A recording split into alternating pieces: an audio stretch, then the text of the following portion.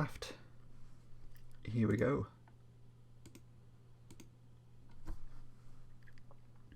We're just going to jump straight in, I think. Yeah, so definitely. welcome to the stream, or the video, I guess. We should probably do a video bit for YouTube or whatever. Yeah, I'm Joe, aka peachgardenoaf on Twitter. Yeah, we're going to stream some Vintage Cube today. I've got Chris from Past Life Drafts here. And Hello. Chris, what's your experience like with Cube? Experience with Cube. I've done a few cubes in the past, just homemade cubes and things like that. But I've never actually played the Vintage Cube before, or anything like it. I've never played the Cube, I've never played the Modern Cube, so I'm quite looking forward to learning the ropes. I've been wanting to do it for a while. It seemed a little bit daunting to jump in new, and hopefully you'll be able to ease us in gently. Yeah, I think it's going to be fun. I think Vintage Cube is my favourite cube by far. It's all about the power. The power's fun. But you are a big limited enthusiast, so I think you're going to be quite a good co-pilot here. It'll be good to learn. Yeah, let's just jump straight into it. I'm really looking forward to this. So what we want to see, keep our fingers crossed, any piece of power in the first pack is probably going to be a first pick. I think Sol Ring is just the best pick overall, so if we see a Sol Ring, we're going to snap pick that. Other than that, Black Lotus, Ancestral Recall, any of the Moxen, Time Walk, and then Time Twister probably as well. Would you still say there's archetypes in the cube? There's definitely archetypes, but it tends to be more around sort of doing powerful things and doing big things, and you tend to still get, your blue cares about artifacts and does things like that. Like big artifact mana is very much blue. Black is usually about Reanimator. Red's just red. It's red deck wins. It's fast, aggressive aggro. And green is just big creatures. Green, you get to play all of the good elves, and you also get to play things like Eureka, which is a trap, and it is not a card that we will take. That is your Vintage Cube lesson 101 is Eureka is a trap. Never play Eureka. I think we've got some interesting picks here. So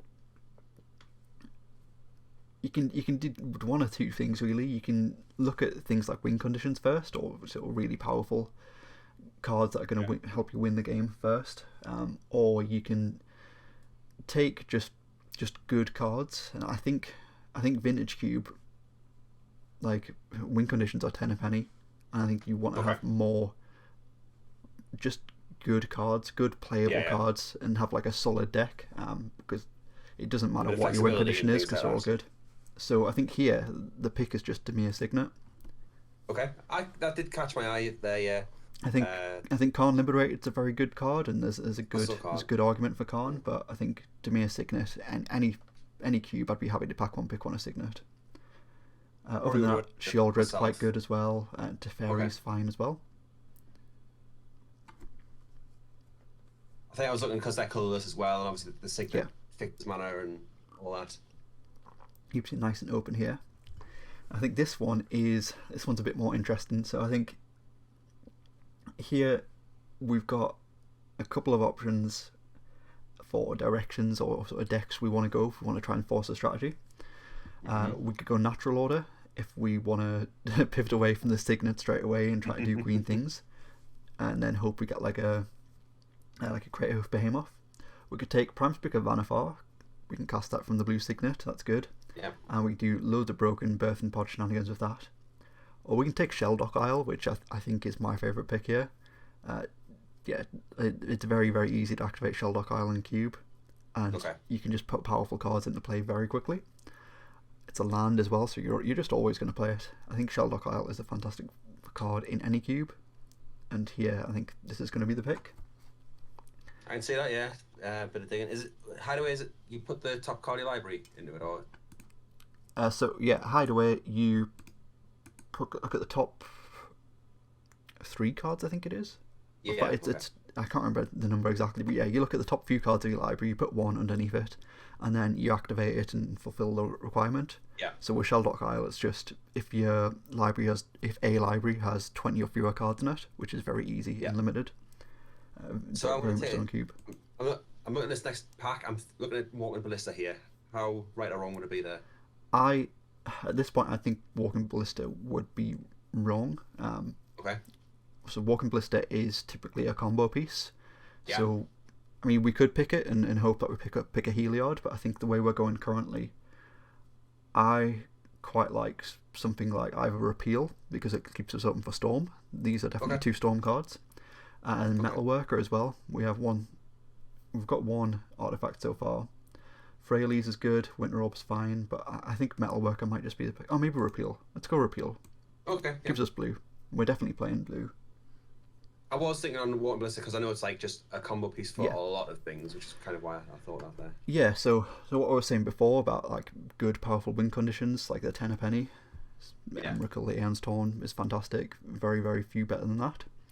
I think, again, at this point, we've got decisions to make. We can take just a good card in Nighthawk Scavenger if we want to stick on this blue plan and lean into black.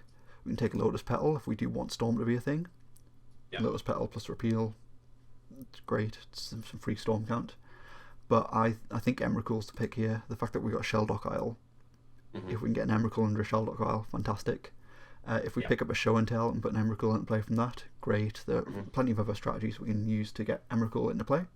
I think it's such a powerful win condition that you don't want to pass it if it looks like you can play it, and I think we probably can. Sounds good to me. I've just looked up Hideaway, by the way. It's looked at the top 4. Top 4, cool. And there we go, the Show and Tell straight away. Oh, winner. Straight away is a Show and Tell. Again, it does that thing like Eureka, where it's going to be a trap a lot of the time, but it's not. It's not as just awful as Eureka is, because we're only putting 1 creature into play. I think Show and Tell just has to be the pick here, given the way the deck's shaping up currently. Other than that, I like Everflowing Chalice. I like Imperial Seal. I think they would be the picks from the pack. I think Maelstrom Pulse is quite good as well. We can splash black easily, so we could look at taking green cards as well. But I think the fact that we've got an Emrakul, Show and Tell seems to be the good card here. Oh, okay. Have some fun now, don't we? So, I think Baleful Strix is the sensible choice. I think Maze of Ith is also potentially a sensible choice too. Fatal Push is just fine removal. But Bolus's Citadel is a very powerful card.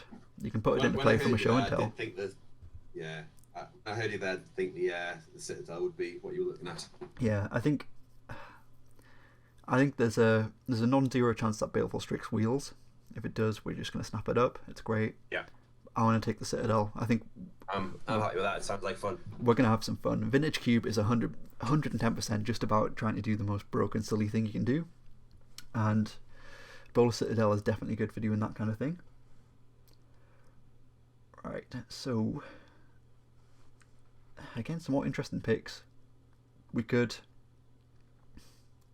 take Liliana's Death's Majesty. We're probably not going to play it. Phyrexian Metamorph is probably the choice here, I think.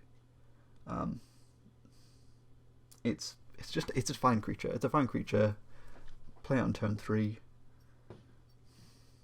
Heartbeat of Spring is interesting because I think we are potentially still on a Storm plan as well. But I think Metamorph is probably just the safe choice, so I want to stick with Metamorph.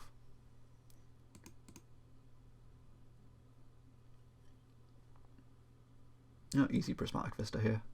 Alright, yeah, let's do that. Yeah. Very, very easy Prismatic Vista. So I think that's another thing in Cube, Legacy Cube and Vintage Cube especially.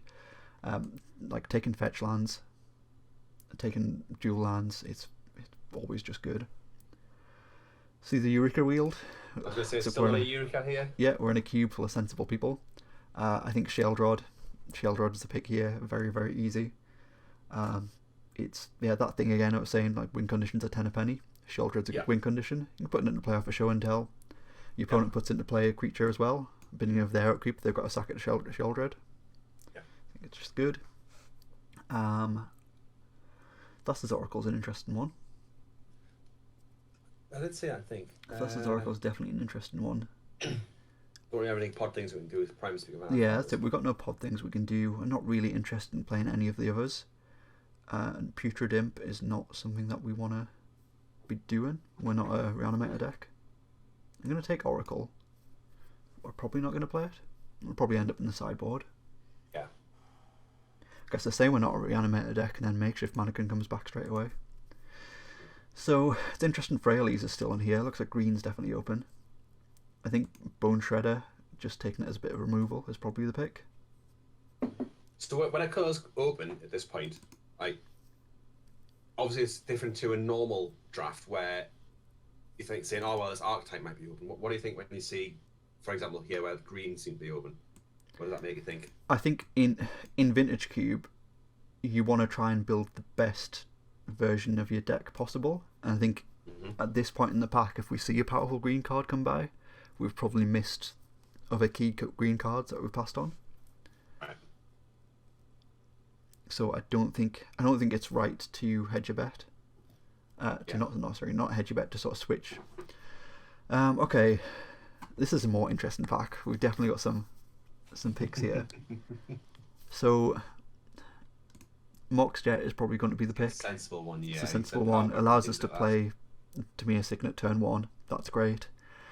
Creeping Tarpit will probably wheel. We'll take it if it does. Mind's Desire is a card that I really want. If Mind's Desire wheels, we're going to play Mind's Desire. It's just a good card, I think, in Cube. Like if you're putting big powerful things in your cube, like a Bolus of Citadel, like an Emrakul, like a Sheoldred, just a Mind's Desire for 1 is really good. It'll probably wheel. I mean, we're going to snap take the Moxjet 100%, but it'll probably wheel. Other than that, Spellseeker is probably fine. Null Priest of Oblivion, I'm not sure. Don't think I've played with that card yet. But it's a good pack. It's a powerful pack. Okay. Some more choices. So, LED is good if we want to be on the Storm plan. Still, because we are definitely still possibly on a Storm plan. Fact of Fiction's just a good card. It seems quite good in some kind of Reanimated deck as well, I'm guessing. 100%, yeah. Lodestone Golem is fine, and we've got a non-zero amount of artifacts. If you get Lodestone Golem out on turn 2 or turn 3, you just win the game, usually. Yeah. But if your opponent has a Lightning Bolt or any sort of removal, it's not great, so I don't think it's good to put all the eggs in one basket when it comes to that. Yeah. Deceiver Exarch is probably going to be my pick, though, because of the way I like to play. If I see a twin piece that's open, I'll take it, if there's a possibility that I can play it. Other than that, Deceiver Exarch is just a reasonable card. I think Pestamite's slightly better because it has flying, but at this point I want to take the Exarch. I don't feel bad about taking it here. Yeah. Ooh, okay, it's interesting. So, I think we've got a choice to make here. Simic Signet is the sensible card, I think. Because we've seen a lot of green, and that kind of opens up. We've seen a lot of green. It opens up green potentially. It also ramps us to things. Which is important. If we want to get our Bolus Citadel out, if we want to get our Emrakul out, Simic Signet's quite good. However, I do really like Fractured Identity. I think it's just one of the most underrated cards in Cube. But there's Commander. It's good for the Commander. I know that. Yeah. It's amazing in Cube. But there's no way we're a white deck, and we can't take the Scrubland. I mean, we can take the Scrubland, but then we wheel on this. I think we just take the Simic Signet. Okay. Seems sensible. Languish is also another consideration here too. Is that so? That hit quite a lot of things generally. It's not just all about I'm coming off. It's obviously it's good against any mono red deck or mono white deck, and it's really good against mono green decks early as well. Yeah. Like if they play a bunch of elves, you just get rid of the elves. So it's good in that sense. I think just has to be Mystical Tutor here. Allows us to go and find our show and tell. Or our Mind's Desire if we do happen to be a Storm deck. Also works nicely with Bolus of Citadel as well. You can put something on top of your library that you want to play. So yeah, I think Mystical Tutor is the pick. Other than that, I'd probably take Animate Dead here, or Celestial Colonnade and hope that Fractured Identity wheels. Yeah. It definitely feels like you just need to know the card lists and what goes with what. Yeah, definitely. Definitely. Ooh, so you get Storm Color. Ooh, Fallen Shinobi. I was more thinking, say you get Storm Colors, it's interesting that's been included. Mm. Yeah, definitely. I think I think this is a fantastic card. Yeah. I can see why it's been included, but yeah. I don't think it's a card that we want in this deck currently, but I do think it's very good. I think there might be a point where we do want it in the deck, but I don't think we do currently. I kind of want to take Fallen Shinobi here, although we don't really have many creatures at this point. Hymn to Turak is the other possibility here. Maybe it is just Hymn to Turak. We can play Swamp, Moxjet, Hymn to Turak.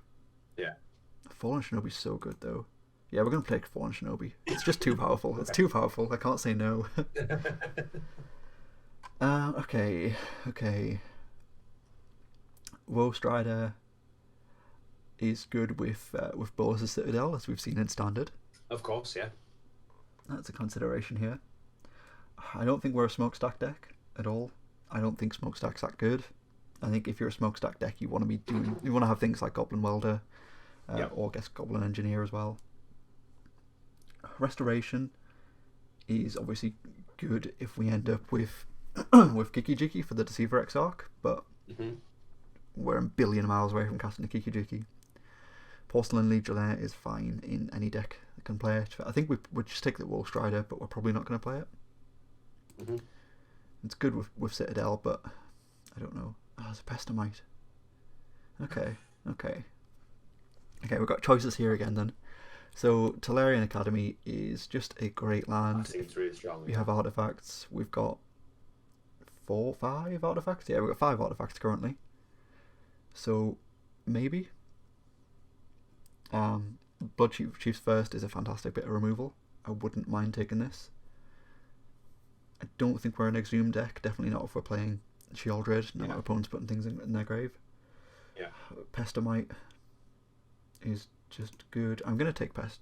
No, oh, yeah. Yeah, go on, we'll take Pestamite. If we've got Fallen Shinobi, then Pestamite's going to be good for that. Took the Solarian Academy there. Oh, that's fine. I don't know why it did that, but I'm happy with that.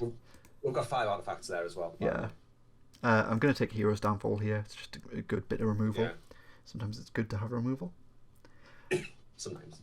Other than that, Stonecore Serpent is probably the pick here, I think. Skyclave Apparition's fantastic too. But yeah, we'll take Hero's Downfall. I know Skyclave Apparition's doing some good stuff in other formats. It's made Death and Taxes playable. Well, not even playable. It's made it very good in Legacy. Yeah. It's a fantastic card. I'm going to take the Spy Bluff Canal. If we do end up picking up a Splinter Twin or a Kiki Jiki, Spy Bluff Canal is going to help us with that. Other than that, Null Priest of Oblivion. 6 mana, return a creature from graveyard to battlefield, maybe. I'll take the Spy Bluff Canal. Yeah. We'll take the Bob, but we're not going to play it. Yeah.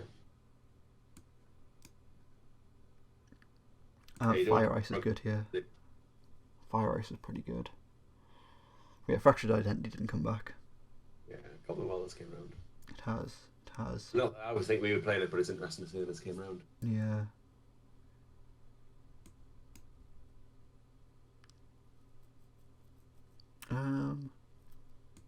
Take a Mutavault. We're probably not going to play it though. Crucible's interesting. We'll take a Crucible. We've got Prismatic Vista. Probably won't end up in the deck. I'll take the Resto, but again, we're not going to play that. Okay, so pack 3, what are you kind of hoping for here? I'm hoping for... What am I hoping for? I guess at this point, a Splinter Twin. Yeah. Splinter Twin would be good. I was just about to say any piece of power, which obviously we don't have here. Dig Through Time is reasonable here. I think Lilion of the Veil is probably quite good here as well. I think Lily's probably the card I'm going to take. Yeah, I think from what we've got here, Dig Through Time, Daze, Lily, Playcrafter are probably the pick. Potentially Croxer, but I think we'll play Lily, and I think it looks like we're just going to be playing a reasonable blue-black control deck that sometimes it's going to play a turn 2 Emrakul. I don't think that's bad at all. Ooh, Upheaval. Okay. Upheaval's good. Grizzlebrand's very good as well, though. So I think at this point, Reanimator was probably on the cards for us. Yeah, there's been a few pieces going. And we've got edged into not the full-on Reanimator, but some of the pieces that we would know. Yeah, definitely. I think. Yeah, I think we've got Grim Monolith here. Yeah. Grizzlebrand's also really good, as is Upheaval, and I really like Top as well. Is Sneak Attack in the queue? It is, yeah. I think we want to take this Grim Monolith. Okay. Oh, I don't know. Grizzlebrand's good. Grizzlebrand's very good. But we've got win conditions. We don't need Grizzlebrand. We'll take Grim Monolith and see what happens. See what wheels in that pack. Ooh, Shock Typhoon. Yeah, I think Shock Typhoon might be the pick here. If we can, if we can get a Shock Typhoon under a Shelldock Isle, that'll be very good. And it's just fantastic. Like, we've got so much mana, we can make a big shark and draw a card at some point. That's going to be really good. Other considerations, I guess, if for some reason we want to still attempt some sort of split and twin Kiki Pan, is Imperial Recruiter. Darkstick Shores, I think, is a good pick here. Phyrexian Rages, probably just fine. Academ's Awakening might be okay too. Yeah. I think Shark Typhoon is just the pick, and we're probably going to end up playing it.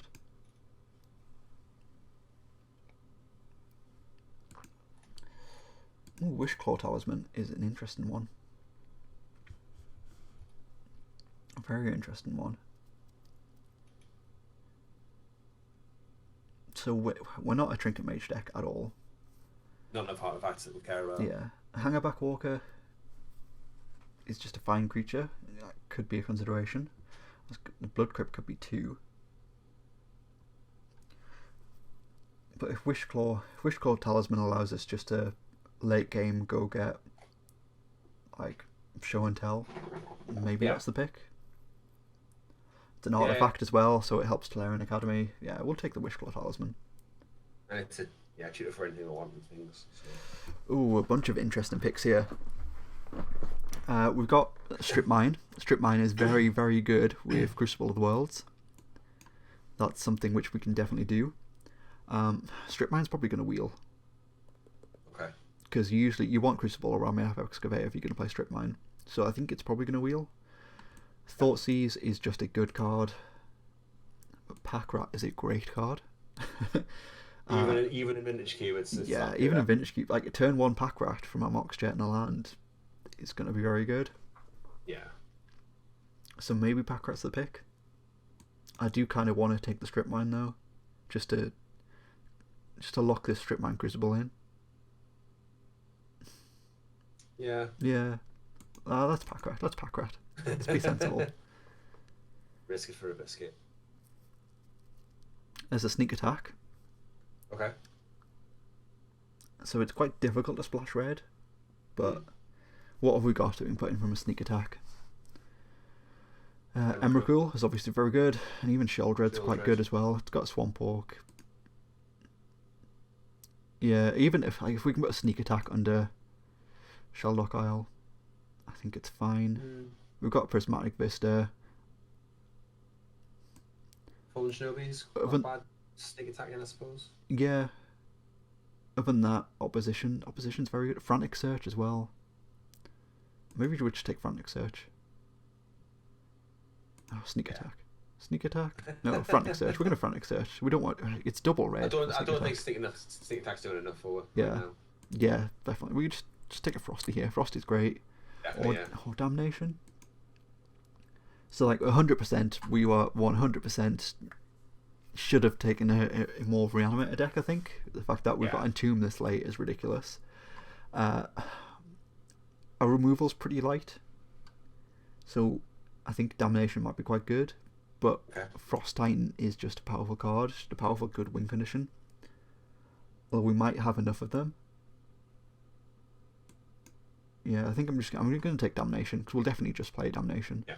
It is that good. Ooh, Gush is good. Gush is very good. Doesn't seem like there's literally anything else here that would be Yeah. worth grabbing. That's it, like Iona is obviously fantastic, but it's going to be very, very difficult to play an Iona at this point. Yeah. Dreadhorde Arcanist's great, but we haven't got cards that go with it. We don't want anything else really. Yeah, we'll take it.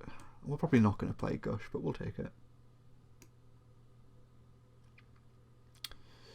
Interesting that Crocs is still here. Yeah. Just seeing red seems generally fairly open here. Yeah, it does, definitely, doesn't it? Okay, do we take a Shambling Vent, or do we take a Croxer and attempt to play it from our Spybluff Canal and Prismatic Vista? Yeah, go for Croxer. It's just a fantastic card, isn't it? Yeah. Ooh, surprise Top's still here.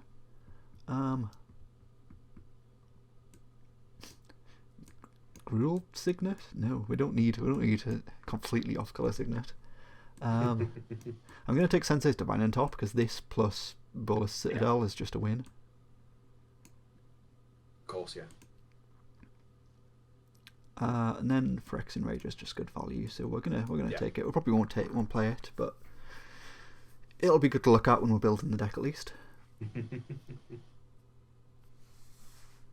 Frostborn worth a sideboard slot, do you think? I mean, I know we're not very red, but Yeah, doesn't seem to be anything else going on here, does it? yeah, yeah. Yeah, it's fine. Bayou's an interesting one. Just take a Bayou, because why not? Yeah. Galactique for the sideboard. None of these cards matter. We're not going to play any of these. Right, let's build a deck. I think we've got some good building blocks here. Yeah, it seems like it's not a bad place to be in. I think I would definitely worry about building this by myself. Yeah. I think that's the thing you've got to remember with Vintage Cube is just, it's like, first of all, A, it should be fun, and B, you should be trying to do the most broken things you can. And I think there's definitely some possibility for broken things here. I'm very surprised that Strip Mine didn't come back. So we can't do Strip Mine Crucible. Which means we're probably not going to be playing Crucible here. Oh, we do have Field of Ruin. Right.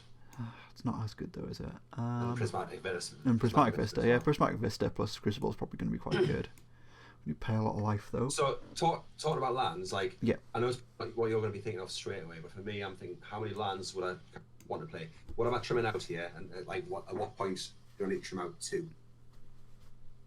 So I think ideally you want to play like, I think we're looking at 16 lands in this deck. Okay. We've got plenty of mana, plenty of artifact mana. We've got a Mox Jet, and we've got Prismatic Vista. Yeah. I think 16 lands is going to be good and healthy in this deck. So let's cut things that we're definitely not going to play. Definitely no Resto. Fire Ice can probably go too. So I think cards that we definitely will play. We want Sheoldred, we want Emrakul, we want Bolus of Citadel, and Tide Holoskuller, that can go. It's not going to be good for us. Unneeded white. Yeah. Yeah. I mean, we got Prismatic Vista, so we could always put our planes in, but we're certainly not playing this Tide Holoskuller. Let's take out these lands as well. So we're looking for 6 cuts probably. Yeah, 6 cuts I think. Definitely want these. We'll keep all of the signets as well. There are win conditions. This Shark Typhoon might just be a win condition as well, so we'll keep that in too. Lily is probably a win condition as well, so we'll keep that in there. Nighthawk Scavenger is probably a win con. I think Scavenger's really good. Yeah. It's I think you might even be tempted to keep the Vampire Nighthawk at this point, wouldn't you? Yeah, possibly, quite possibly. That's Definitely better. keep this show and tell. Metamorph we'll keep as well. It's always just good. Damnation we'll keep that too. Fallen Shinobi. I wish I'd taken that Pestamite instead of the Talarian Academy. Like, I don't know why it took it. I definitely clicked on Pestamite. Do we want to do Bow Strider, Bolus Citadel things? Probably. I think we've got the Citadel. We'll probably want the War Strider. It's just good value anyway, isn't it? Yeah. We're gonna put the Bob away because we don't want to be playing like so many like six, 7 mana spells and 15 mana spell. Yeah. Like if you got Bob and Emrakul in your deck, that's not something you want to be doing. Lose the Thassa's Oracle as well, maybe. Yeah, definitely gonna lose the Thassa's Oracle.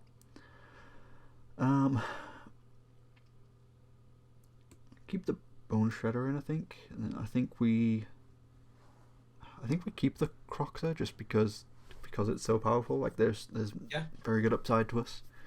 Yeah. Although we don't want to get it under Shelldock Isle potentially. I mean, well, you don't have, you get a look at 4 cards, and that's 1 of 4, isn't it? Yeah, that's true. That's true. Gush. We're not going to play Gush. I don't think we're going to play Gush. You know, 3 cuts then. So we've got 3 cuts. This is where we're at. So there's definitely something in the 3 mana range we're looking at. Probably gonna cut Frantic Search. Okay. I think I want to keep this Crucible just because we've got Prismatic Vista. I think it's going to help us with our mana, and that's going to be important, especially if we are trying to play this Croxer. Yeah. Like, Croxer seems like it could be an easy cut though, but it is very good. I think it's a simple cut, isn't it? It's yeah. It streamlines the deck a little bit if you cut that because it's like on the splash. It costs double red to play it as well, doesn't it? Yeah. That's cut it. That's cut it. I think it's we're not a deck that's lacking win conditions. Yeah. Although bringing Croxer back with Shieldred seems very fun. Like, I don't know. I think we cut it. We stay sensible and cut it. And then what else we cut? We got 2 more to cut. The Rager. Yeah, Phyrexian Rager can go.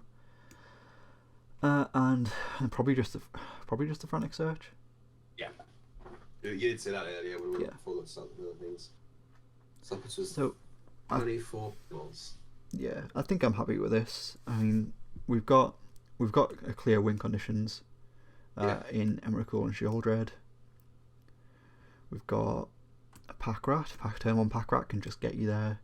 We've got removal and damnation. We've got Phyrexian Metamorph to copy our opponent's best creature. We've got Fallen Shinobi. Fantastic card. Nighthawk Scavenger. It's going to be pretty big in this deck, I think, as well. I'll be interested to see how it plays. Yeah. Anything. Right, so we don't need the Spywolf Canal. We'll put the Shelldock Isle in, Academy in, the Vista in. I'm going to put the Mutavault in as well. It's going to be a creature sometimes. I give 2 colours, so it's kind of free, isn't it? So yeah, definitely. And if it allows us to ninjutsu in a Shinobi, that's going to be good. Yeah. Field of Ruin, I want to put in as well. In case our opponents have like Caracas. Obviously, Caracas is very good against most of our win conditions, so we're going to do that. And then I think I'm just happy with this. Add some basic lands. Vault also doesn't feel awful with Crucible. Yeah, definitely. Yeah. Uses a jump block every turn type of deal. Yeah. Okay, I think I'm happy with this. I think I'm pretty happy with this. It's certainly not the best deck I've ever drafted, but it's certainly not the worst. I think there's definitely 1 or 2 cards that I would have, like in hindsight, would have just snap picked, like that Mind's Desire. I wish I'd just snap picked that. I'm very surprised it didn't come back, to be honest. It's one that I see wheeling quite a lot, but I guess somebody must have definitely been on a Storm deck. Yeah. We passed some good Storm cards, and then Mind Desire is always just a good payoff. But yeah, I think it's fairly low powered, I think, as far as Vintage Cube decks go, but can still be quite explosive. Like if we can get like turn 1 Moxjet plus land plus Signet, turn 2 Show and Tell Emrakul, we're going to win some games. Or turn 1 Packrat, we're going to win some games. So, I want to see it now. It's going to happen. Let's go for it. Let's just jump straight in. And yeah, I think it's going to be fun. And that's the most important thing when it comes to Cube. Having fun. Mm-hmm. Also winning one. Like if we can just win one, then I'll have enough play points to just just run it back. All right, yeah. That's it. Like I'm definitely here for the learning experience. And, you know, interacting with you like this, it's going to be a bit better, and I can at least discuss picks with you a little bit. It's better for me than just watching you stream. Yeah, totally. Or watching a VOD or something like that. Yeah, I think when it comes to like high-powered cubes like this, I think the best thing to do is just throw yourself in and give it a go. Yeah, it can be daunting, but yeah, I definitely. I can imagine. I've been tempted to do it for a while, so. So we won the die rolls. That's good. We're definitely going to play first. Turn 1 Packrat. It's good to me. We'll keep this. Keep this. Yeah. On the play as well. Yeah. Turn 1 Packrat on the play. So we're gonna probably just put Sheldred in the bin straight away, because we're never going to cast this Sheldred ever. Yeah. And we've got no blue. So we can turn 1 Packrat, turn 2 activate Packrat. Mm-hmm. Like Packrat plus Nighthawk Scavenger seems like a really good little synergy as well. Like I like this a lot. Yeah, so I'm just gonna go Swamp. Well, isn't Nighthawk Scavenger the opponent's graveyard? Is it not all opponent's graveyard? Okay, sure. I thought it was all graveyards, but I was wrong. Reading cards explains cards. Tell I'm not very good with new cards, can't you? I think it's because you expect it to be like Tarmogoyf 4. Yeah. So lead on Swamp. Moxjet. Packrat. Let's see if opponent scoops. I didn't. That's good. I didn't scoop. Yet. Yeah. I mean, yeah. You could have Fatal Push or anything here as well. But yeah, they could go Mountain Lightning Bolt. Or Swamp Fatal Push. Bomat Courier. Okay, we're not blocking that. Okay.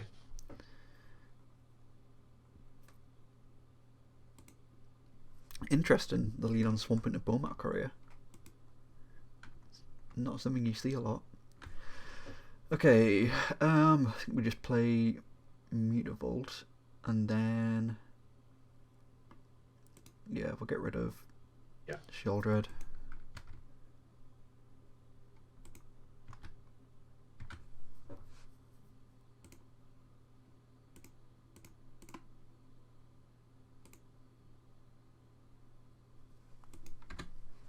Make rats, win games. Have fun. Yeah.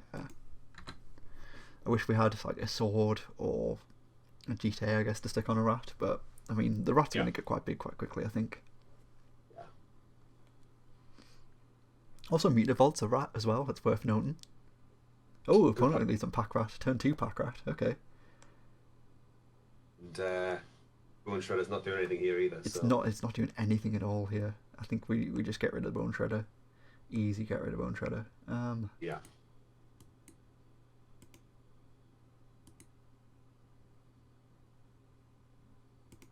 Yeah, I'm gonna pitch Bone Shredder to Packrat, and then I'm gonna activate Mutavault to make itself a rat. Yeah. I'll hit for quite a bit this turn. So we'll do that. Would you be tempted to discard the other Swamp as well? Yeah, quite possibly. Yeah, I'll discard the other Swamp. So we'll do this. We'll see how they block. No blocks, okay. Cool. Discard Bone Shredder, because you are doing nothing for us. And then activate this.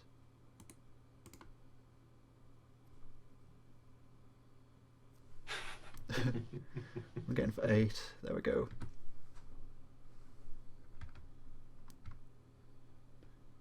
Now opponent has to block next turn. Yeah.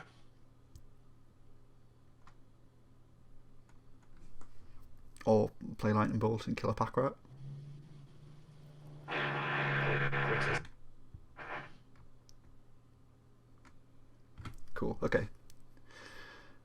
Strider. Whoa. It's one that we can quite nicely put in the graveyard.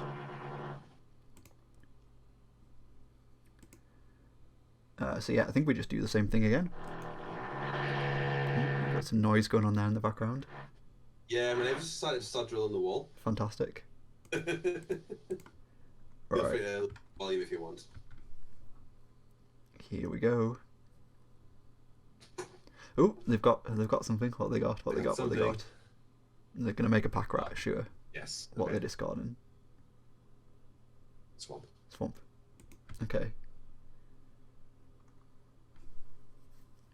Are they going to block all three of them? They're just going to block one of them. Okay, they're going to double block. So can't we kill both their pack rats with that? Yeah. Yeah. Yeah, which is what we're going to do, like 100%. So we're going to go 1, 2, 3. Discard War Strider. Discard War Strider. Activate Mutavault. I could have attacked with Mutavault as well. I was just thinking that, yeah.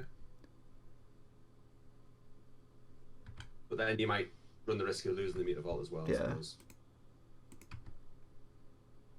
There we go. It's easy as that. Well, I've got a game winner, it looks like, at least. Cool, okay, we won that one. Won that one. So opponents on Grixis Rats. I don't know. So we saw Bomat Courier and we saw Pack Rat. It's an interesting combination. It's a very interesting combination. I think we're fine just to run this back as it is. There's nothing that we've got that we would bring in against them, I think, at this point. Is this Bomat Courier discard your hand? Yeah. So you activate it. You discard your hand and then you get the card that's underneath all the cards that are underneath Bomat Courier. Yeah.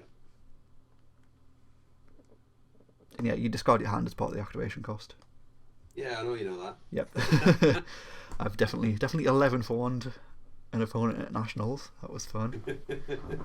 That was so good. That was like one of my favourite standard formats. That was really good.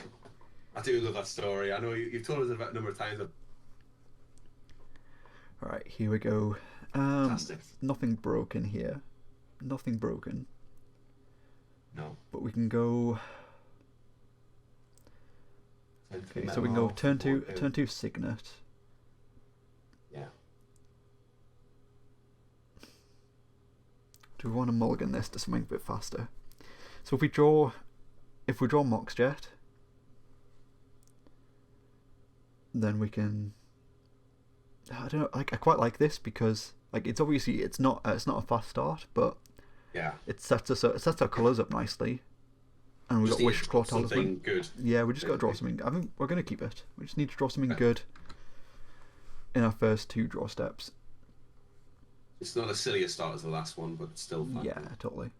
I guess we lead on Prismatic Vista probably. Yeah, lead on Prismatic Vista. We'll go get a swamp.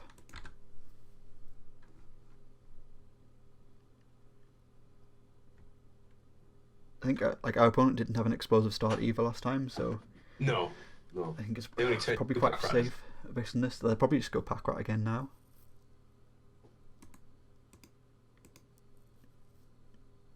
Collective Brutality. We haven't got a sorcery or instant card. That's good. Sure. Yeah, paying 2 mana to do nothing is great. Yeah. Big fan of that. Lay lost the card. Yeah. Nice efficient plays from the opponent there. So we'll crack this here and we'll just get a swamp. Yeah. I don't think they even saw any of our blue mana last game, did they? Yeah, no, they didn't. Yeah, they just saw swamps and a Moxjet and a Mutavault. Bola Citadel, sure, okay. There we are. That's fine. So with Simic Signet. So next turn we could Wishclaw Talisman. And yeah, I think next turn we just put Wishclaw Talisman into play, and then the turn after that we can activate Wishclaw Talisman to go get Show and Tell, and then put Bola Citadel into play and win the game hopefully. So opponent did nothing, so that's good. Right. We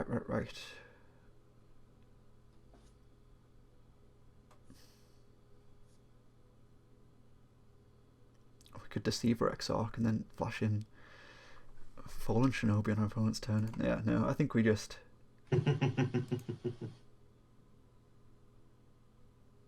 just Wishful Talisman. Yeah.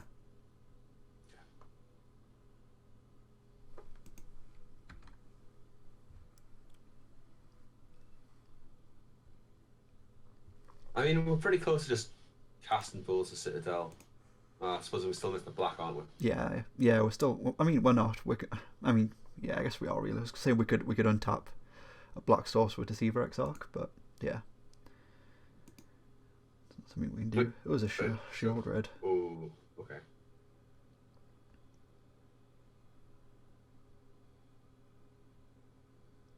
So I guess we just do that. I guess we just show and tell and put shield red into play. Yeah. Because whatever our opponent puts into play, like whatever creature our opponent puts into play, they'll lose to shield red. Better, yeah. So I was thinking, if they're not doing very much, they've obviously got something. Oop, not that one. If we're not far off casting the Bulls that are hard casting it, then maybe it's better just to wait. Yeah. But,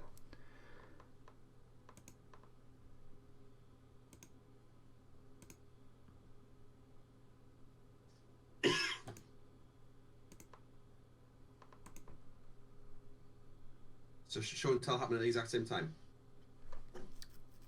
Yeah. So I think they both enter the battlefield at the same time. Yes. But obviously it's your turn, so you get to order triggers. So right. I've definitely had cases where I've put in like a Dragonlord Silumgar and stolen my opponent's thing. Oh, Inferno Titan. Okay, that would have wrecked us. So I'm glad we put Shieldred in. Yeah. And obviously they've got swamps as well. Shieldred has Swamp Walk, so I think this is quite a good win for us. Opponent shooting us, yeah. Opponent's going to hit us for 3, but that's fine.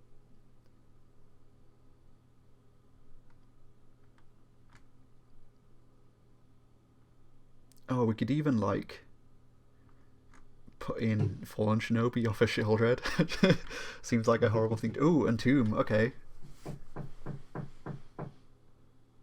Interesting. What are they going to Entomb? What are they going to? I guess they're a Reanimator deck then. The Grixis Reanimator. Okay. And they're probably going to use that Wishclaw Talisman to go and look for some reanimation spell, which is fine, because if they do that and they can't attack next turn, then they pass the talisman back to me and I go find Damnation.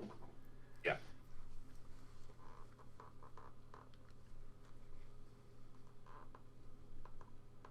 Talisman's such a good design, isn't it? I love it. I absolutely love it. Yeah.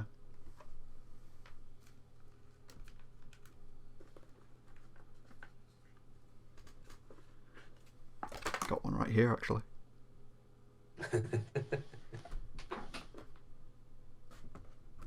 Yeah, so I've been playing it in Ad Nauseam Tendrils and Legacy.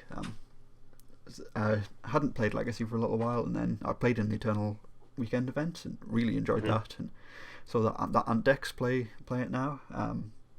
Sweet. I don't know if I love it in that deck, because I think it's though. It feels like it's on the edge of, and that's so it's replaced Dark Petition, which obviously the card is a lot better for Ad Nauseam because it only costs 2 mana, so you're only taking 2 life off that. As opposed to Dark Petition, which costs 5 mana, so you take 5 life if you flip one of those from Ad Nauseam, and you want to keep your CMC as low as possible in an Ad Nauseam deck. So it's very good for that, but I quite liked the just casting the Dark Petition and then just getting that 3 mana of Dark Petition back. Well, it's taking the time. They are, yeah. They're saying anything in chat. Nope. What are they thinking? Probably just going through, going, what on earth can I do here? I mean, if they've got Grizzlebrand, they should just play Grizzlebrand. Like, Entomb Grizzlebrand and then use your Talisman. No, Grave Titan, okay. Grave Titan's good as well. It's not as good as Grizzlebrand. They're going to sack Inferno Titan. And then they're probably going to use the Talisman to find a reanimation spell. Yeah. And that's what I assume. If that's the case, then we'll just activate Talisman and go get Damnation. So what are you most scared about at this point here? Most scared. Nothing currently, to be honest. What would have been the most scary thing would have been if they'd put like, I don't know, like if they'd entombed Iona or Grizzlebrand. If they'd entombed Iona or Grizzlebrand and then they reanimated them, I think that would be a bit more scary. Yeah. I think Grizzlebrand is just the best reanimation target, like always. I got 5 mana here, so I guess if they played Reanimate plus, if they played Damnation now and then play Reanimate, that would suck. Lowdon Death's Majesty, that's not very good. Okay. Yeah, that's fine. Still Reanimate, isn't it? Sorry? Zombie. Still Reanimate. Yeah, it's still Reanimate. Yeah, so yeah, they can -3 and put Grave Titan on the battlefield, which is probably what they'll do. Yeah. Yeah, that's not an issue at all. Because now I just kill their Liliana with my Shield Red. Yeah. Oh yeah, cost 1 more. Yeah. It's absolutely fine. But maybe I want to... No, I'm not going to full on Shinobi. No, I'm not going to be silly. Not going to be silly. Yeah, I kill their Liliana with Shield Red. They have to sacrifice the Grave Titan to Shield Red. We're going to flash in a Deceiver Exarch on their turn to tap down one of the zombies and then block the other one. So I think we're pretty good. Then in their end step, we're going to Mystical Tutor for, I don't know, something, anything. Yeah, I'm happy with this. Very happy with this. Right, so we'll do that first. We'll attack Lily. They can't block.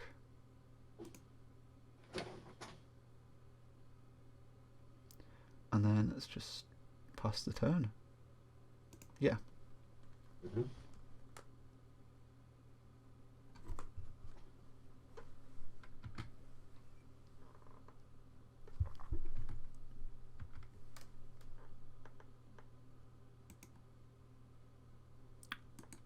Why didn't the Grave Titan go to the graveyard? The sacrifice a zombie. Oh, okay. Oh, it's any creature, isn't it? Oops. Yeah. Oops. Oh well, misplayed that. Let's turn off auto yields, and we're going to put a stop before combat. And we're going to flash in Deceiver Exarch and tap this down before combat. Yeah.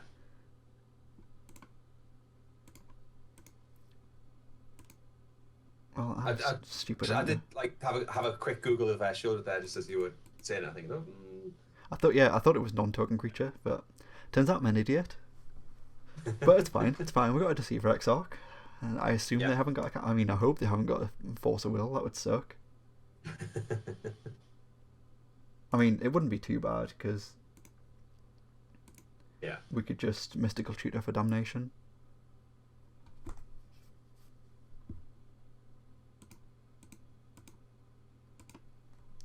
We're going to Mystical Tutor for something. Yeah. Just not sure what yet currently. And you can still get an attack in as well, so. Oh yeah, yeah.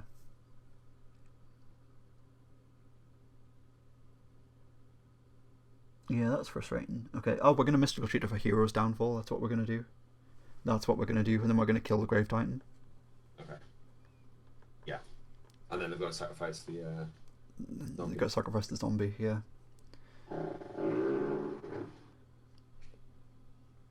Blue mana. Baleful Strix, that's fine. Your neighbour's back at it once again. Yeah. I don't know what's going on. Yeah, like I don't mind Baleful Strix at all. Just it's a 1/1. It's not going to do that much damage. Good utility card, but it's not particularly scary. Yeah, it's a great card. I love the card, absolutely love it, but it's not scary here when we've got a creature with Swamp Walk. An opponent's got multiple swamps.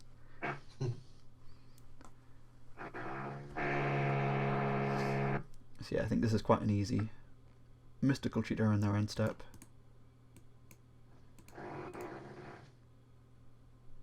For Hero's Downfall. I mean, I could even... No. I was going to say, I could even repeal Wishclaw Talisman and then play Wishclaw Talisman again and try to do shenanigans that way, but no, we'll keep it simple. Keep it simple. Hero's Downfall. We'll kill Grave Titan. We'll just do it now.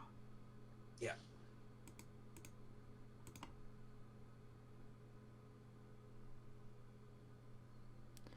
Send Shieldred in for 6. And that should be good games.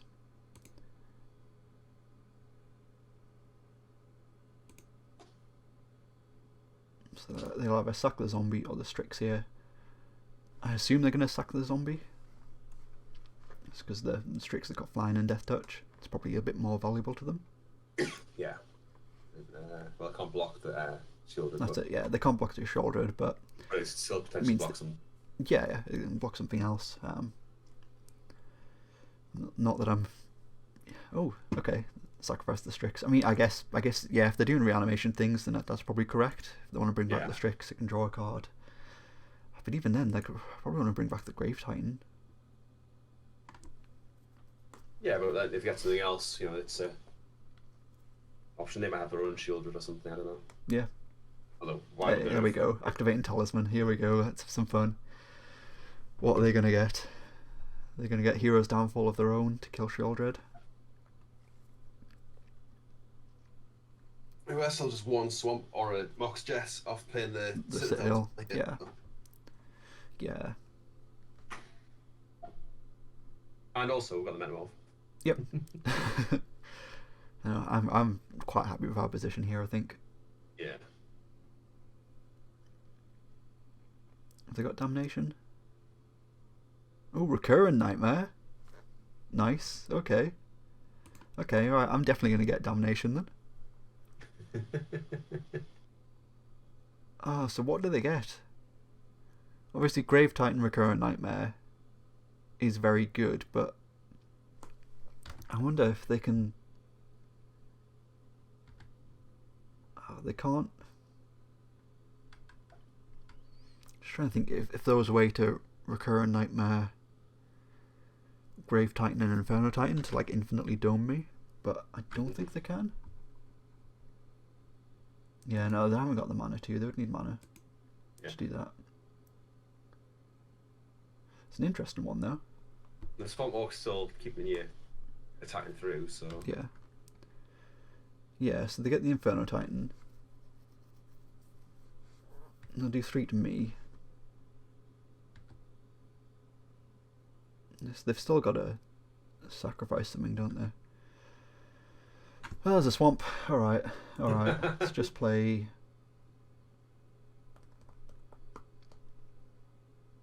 I don't know what to do here. I really don't know what to do. I mean, playing Bolus Citadel seems to be something that could help us win the game, definitely. But if our opponent has a Recurrent Nightmare here... So the Recurrent Nightmare twice next turn. For Grave Titan and Inferno Titan. So I don't know, I'm quite tempted to... So what's the advantage of these other 2 cards? Sorry? Is there any argument for playing the Metamorph or Fallen Shinobi? No, no. So I think my choices here are I can play the Bolus of Citadel and then just pass the turn. Yeah.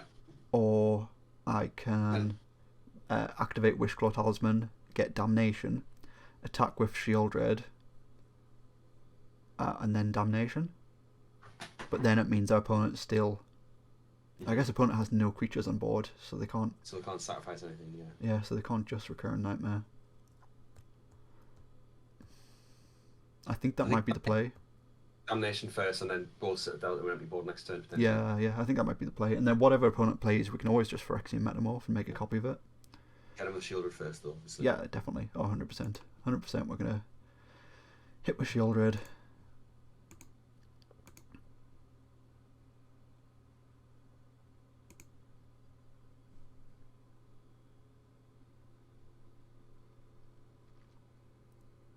Yeah, and then let's do this. At least we can have a look at least and see what our options are here. I think Damnation is definitely the one. Yeah. Yeah, we're not playing anything else anytime soon. Other options are Grim Monolith. Play Grim Monolith. Play Metamorph, copy and Grim Monolith. Hope we draw an Emrakul and win. But then we might just be dead next turn, so yeah, I think we just need to do this. It's just correct.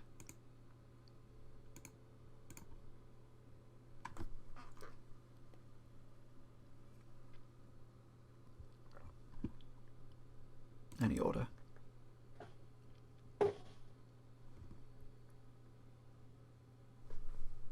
Okay, so opponent has Exhume. It's good to know.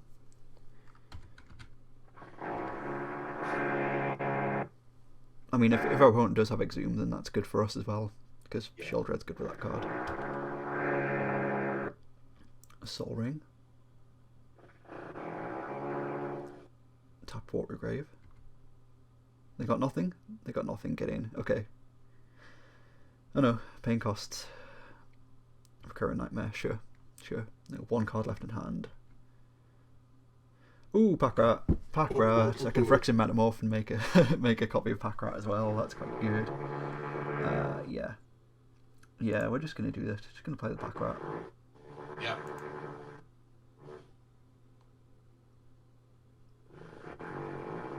Yeah, we'll do it that way. Yeah. Doesn't really matter, does it? No. Do I want to Metamorph and make a copy of Packrat now? Or... well, they're an 8. Yeah, I think I might do, just to put some pressure on them. Yeah, definitely. Because it's not like that's our only plan. If they have to answer that, answer both of them.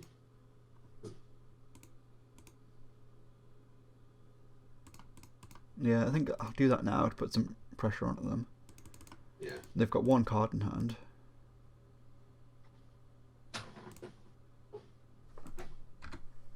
Because then you can activate twice next turn. Yeah, activate twice, and then it's just threatening lethal, isn't it? Yeah. Yeah. I was thinking the other option is I can attack in. I can attack in with both of them, and then if the Metamorph one doesn't get blocked, then I can ninjutsu in this. That's going to do a chunk of damage, and then I'll have Metamorph back in hand, and that's pretty good. JVP is not going to get you out of this mess, unfortunately. JVP is not going to cut it, but yeah, you can sack that for the Grave Titan. Sure, that makes sense. I might just do it, you know. I might just do it. They're going to sacrifice a zombie. They're going to bring back Inferno Titan. They're going to Wrath my board. Yeah.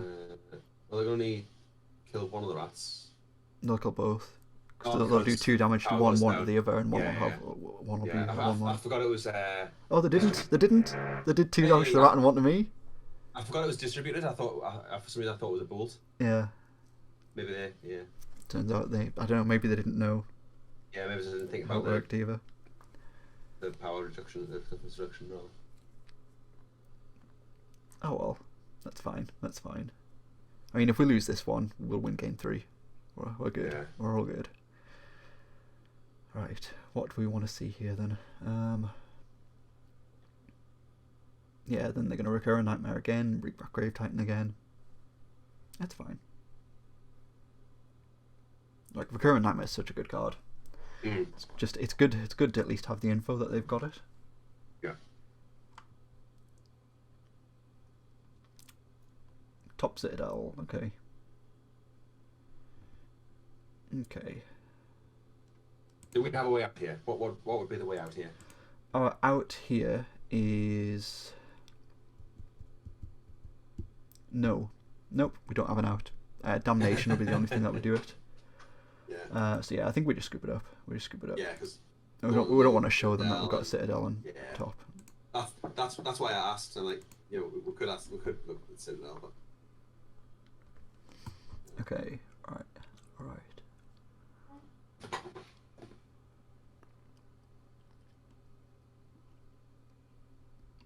Yeah, I think we just got to be faster than them. Yeah. Which is fine. Mm-hmm. Just run it straight back like that. I'm happy enough with how that performed. Yeah, Yeah, so there's not even like a case for bringing in something like Frantic Search, I don't think.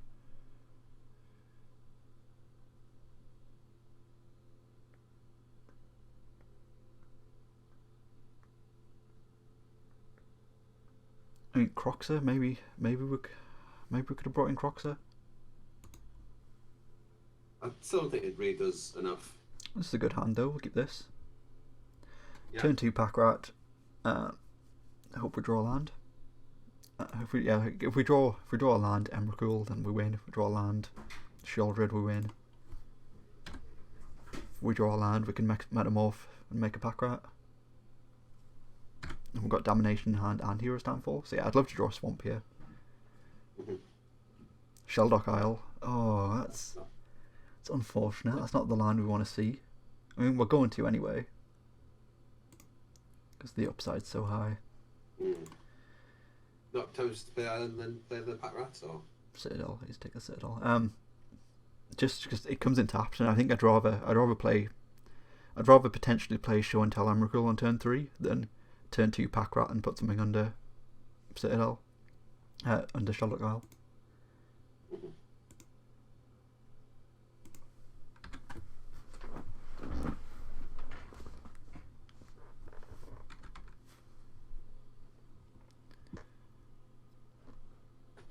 Is it collective brutality? That would be awful. One, yeah. That would be awful. I don't want to see that.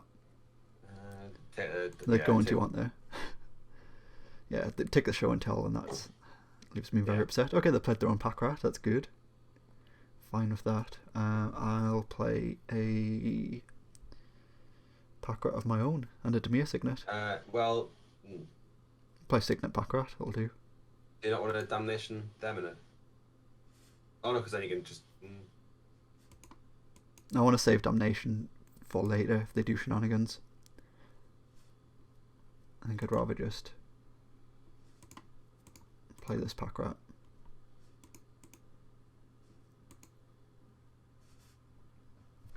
Not worry about losing the pack rat race. I mean, we'll lose the pack rat race.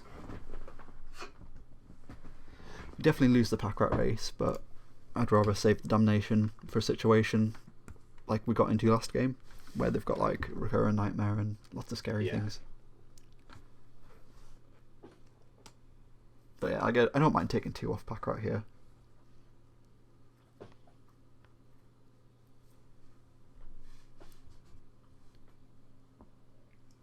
I think Citadel's quite a good one to have in the Sheldock Isle too. Yeah, probably. Oh no! Shit. Oh, okay. I mean, they might go for Damnation. They might see the Show and Tell and go, oh, well, I've got a Grave Titan in hand, so I'm going to put that into play.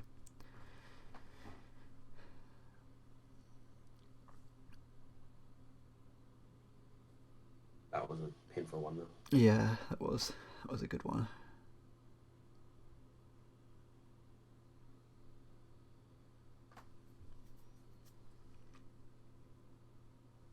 Be interesting to see what they take here.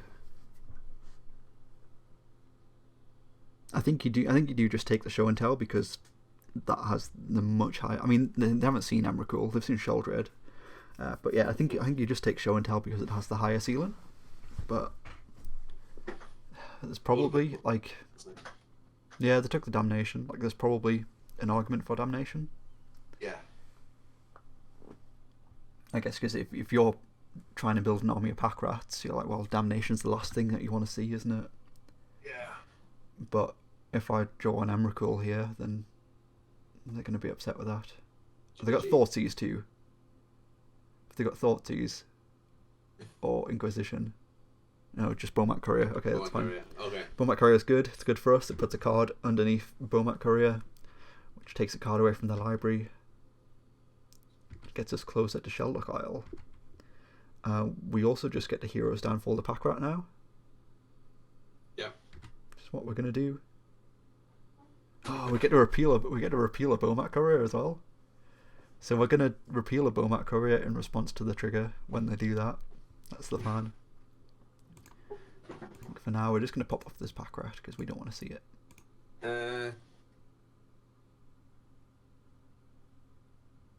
Yeah, I want to kill it before it gets out of hand.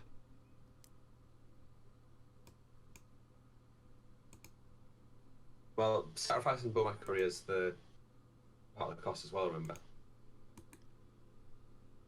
Oh, that's true. That's true. Oh well. It's all good. It's all good. We'll bounce it when it's got an unreasonable amount of cards underneath it then. We'll bounce it when they're tapped like their red mana. I mean, we don't mind Bomac Courier attacking us because it's hideaway stuff. Yeah, hideaway. Oh, they've got their own Sherlock Isle. Okay, nice.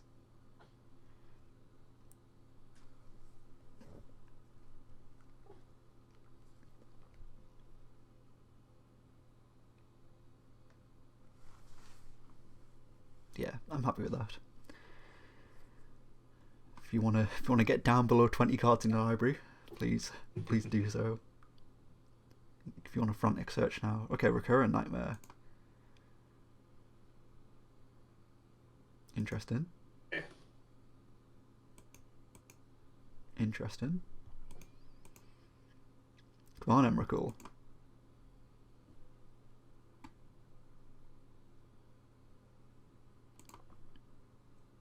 Swamp. It's not an Emrakul. Okay, what do we want to do here?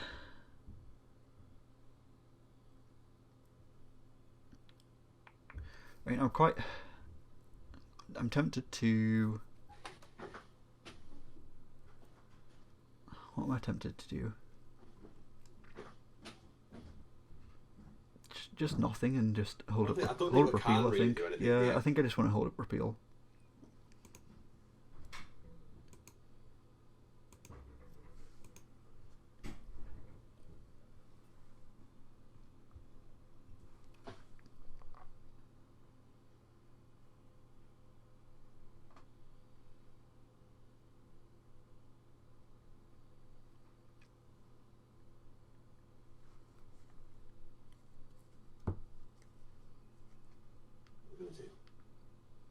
I just hope they're like... I hope that's a Grave Titan and Inferno Titan. That'd be good. That'd be very good. What have you got, opponent? What have you got? It's the anticipation, isn't it? Yeah, so I think if they tap out another... Oh, Corpse Dance. Oh, okay. That's fine.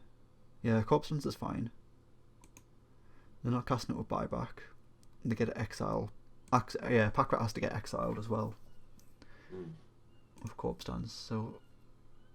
Yeah, this is fine. Like, I don't mind just taking 2 here, I think. Or do I want to repeal... No. No, I don't want to repeal the courier now. I think No, wait another turn. Sacrifice it.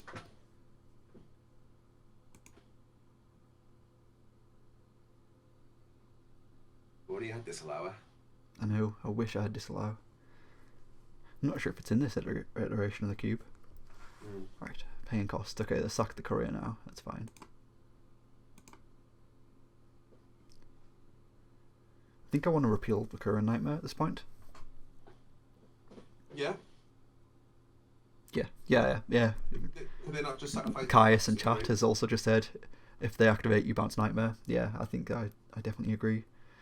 So what are they returning? They're returning Hazaret from their graveyard to the battlefield. Okay, yeah, I should have bounced Recurrent Nightmare in response to the activation on the Bomac Courier trigger. 100%.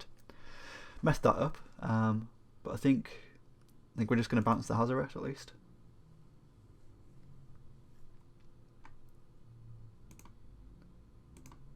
Yeah, we'll bounce Hazaret.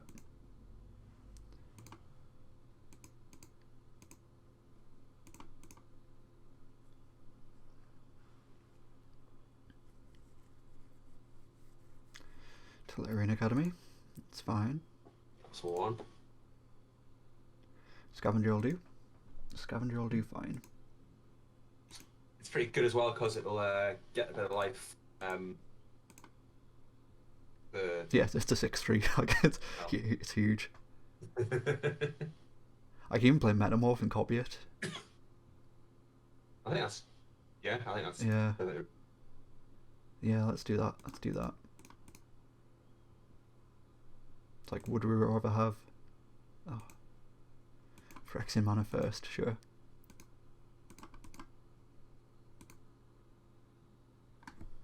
Because he paid blue, wasn't it? That's Yeah. fine. There we go. I mean, that's a threat. Flying Death Touch Lifelink, 2 of them. Yeah, it's pretty good. Pretty good. Opponent has 5 card types in their graveyard. Like, yeah, are they gonna Wrath or are they gonna cast Hazara? Dak Faden. Steal the Scavenger. All right. Okay, opponent's just got everything. Fine. Be like that, opponent.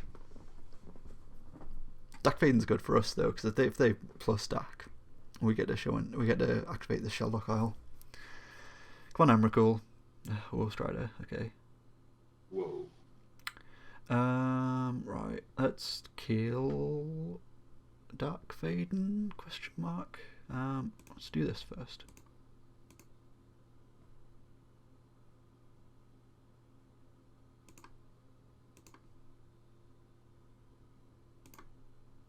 Alright, yeah. We'll do this, and then we'll leave this back on defense. And we'll scry in our end step. Try and find something nice we can show and tell in. The opponent's end step. Yeah.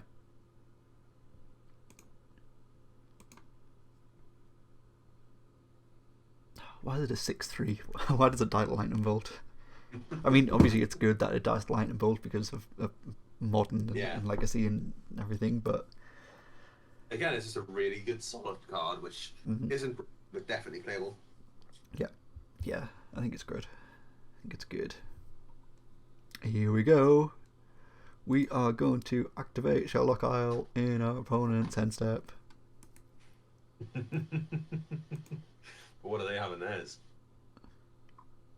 Can't be as good as Bolas Citadel with a Wolf Strider in play. Like, right, yeah, we're just gonna find Emrakul next turn, like 100%. You're gonna find Emrakul for next turn. And then get bullet. I know. Well, this Dak Faden needs to die though, because I don't want them to steal the Bolas Citadel with Dak Faden. That's gonna suck. Yeah.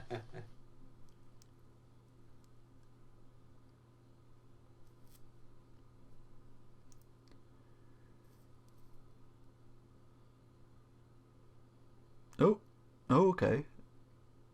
I'll cast a Grave Titan. Interesting. So they're not going to activate the Shelldock Isle. Of course, yeah.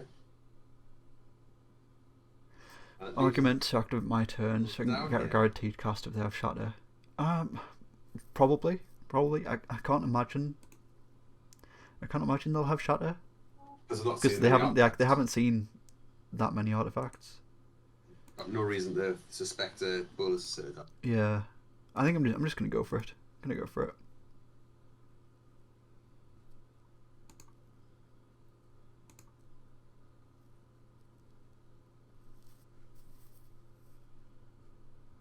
This definitely means that we've got to kill this Dak Faden ASAP though. Yeah. Fallen Shinobi. Let's scry that, I guess. Well, we're drawing the next card, remember? Yeah.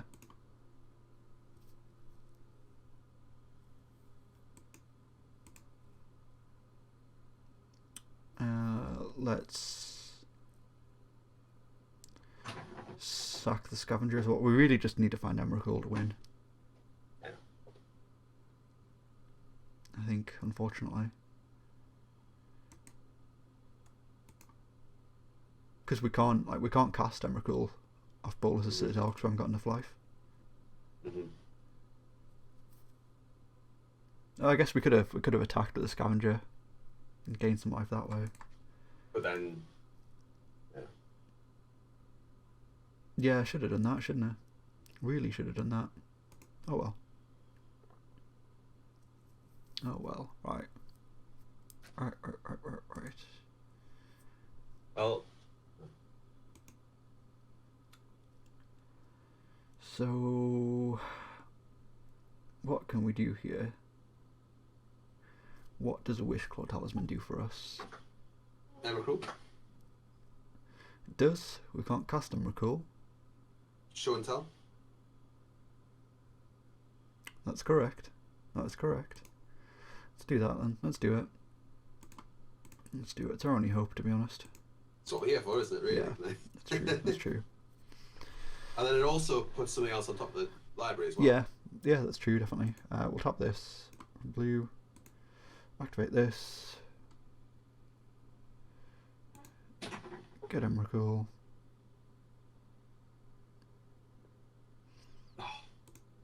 Oh no, because it's, yeah.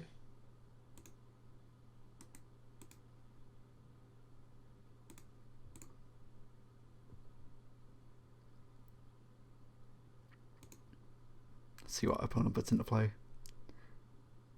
A recurring nightmare. Yeah, of course, of course.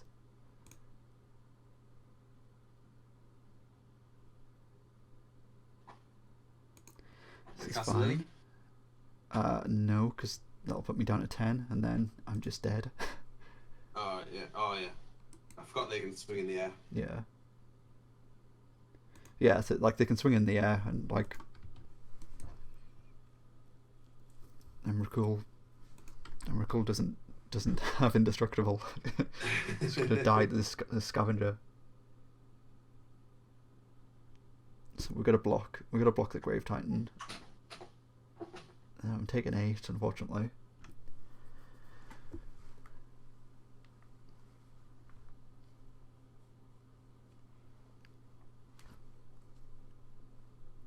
Yeah, like recurring nightmare plus Grave Titan just continues to be good always. I think I definitely made a bit of a misplay. Definitely should have bounced that recurrent nightmare. I think when they cast the Hazaret, but yeah. Oh well, when they activated Bomat Courier. Is there an argument they're mana dependent to activate Dot? Oh, that's what you said earlier.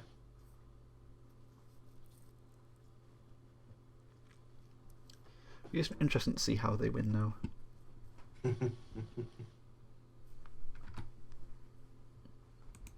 Or at least find out what's under their shoulder, Kyle. Yeah. Imagine if it's Thassa's Oracle. Just if they find a way to mill themselves. Playing this, I'm just thinking, how much slower is MTGO than Arena? It's considerably slower, but it's better, I think. Oh yeah, I know you're arguing. I don't disagree with. It's slower, but I think it's a bad thing. Yeah. Like, it allows you to set stops properly, and you can. Yeah, hang on. Do you not want to block? Yeah, I want to block the Grave Titan, so I want to just die. Yeah, that's correct. And then block one of the zombies with the Emrakul? Yeah, I guess so. Yeah. Yeah, the zombies don't have Death Touch, and Emrakul's got protection from Colored Spells. So I can't get shenanigans. Mm-hmm. Don't know also, how we get out of this, though. Like, I don't think there's a potential argument to reanimate the War Strider. Like with the escape. Yeah. And shrink the Nighthold Scavenger. Okay, Inferno Titan's dealing 3 to me.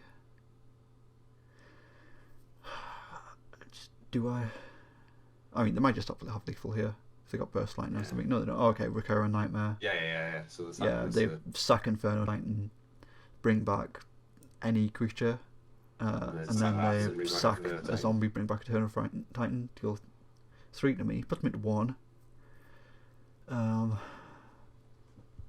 Interesting. I mean, they could just time out. It's a bit of a scummy way to win, but they could do. They have been ridiculously slow, though. Yeah, but so have we. Ridiculously slow, but very slow. Yeah.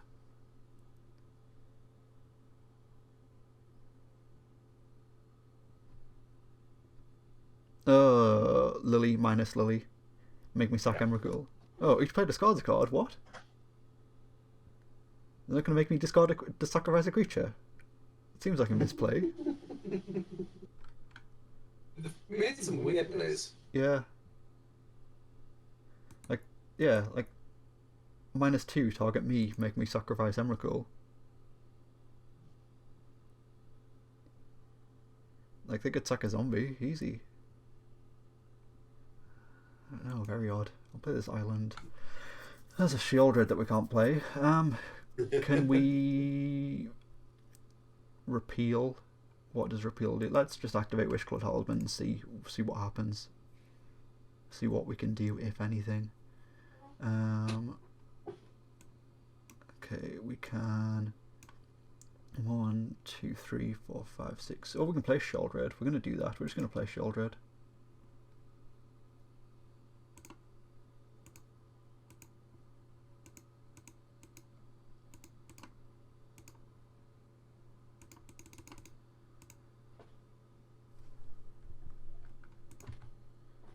I'm just going to attack with Emrakul. Attack opponent. Because why not? Annihilator 6 happens. Yeah. Sacking the Shelter Coil. I guess there mustn't have been anything good under there. No.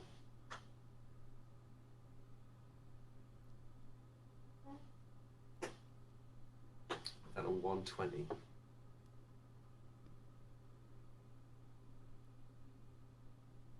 Yeah, I don't think they've lost to the timer, unfortunately. So it looks like that damnation from the collective brutality is what got us in the end. Mm-hmm. So correct to take it. Yeah, they were. They definitely were. Just non-land permanents. Yeah, boo. Oh, sacrifice. Yeah. I think it would be a bit busted if it was. If it's just permanents. Sack 10 lands and. Yeah. That's 3, kind of 4, 5, 6, 7, 8, 9. Oh, not quite. If it was just sacrifice 10 permanents and you could sacrifice Citadel as well, that would have been it. That would have been fun. Yeah. Yeah, so we're just dead here. We're dead.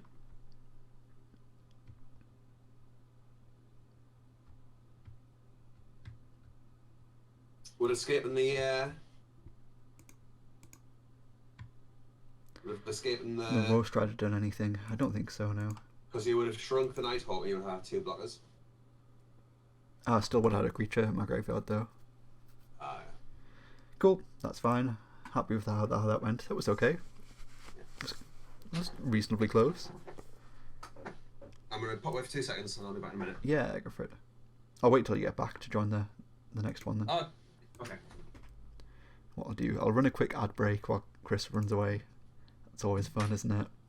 I'll go grab a drink myself as well. Alright, I'll be back in a minute.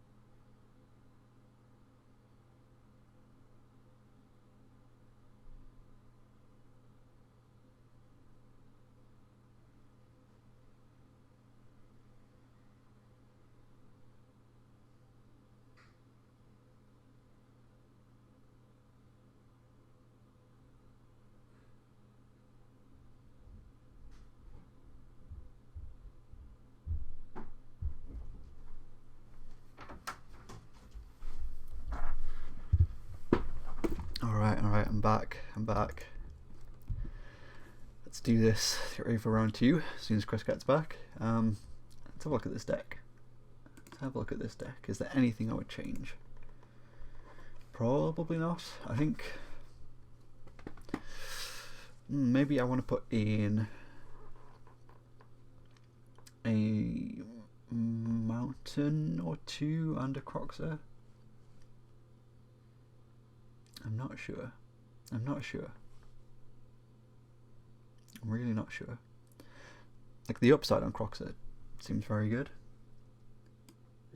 Plus, Croxer plus Shieldred seems like something that I want to do. So maybe I want to do that. I'm back. Hey, welcome back, welcome back. I'm just having a bit of a look over the deck. Yeah. I'm thinking about putting a mountain in and the Croxer in. Ooh, spicy. I don't know what I would cut for Croxer though. That's it, yeah. Croxer isn't very splashable, but Croxer plus Shieldred just seems like everything I want to do in life. I don't know. Yeah, let's just run it back like this. I think so. Yeah. Let's run it back like this. Right. Round two.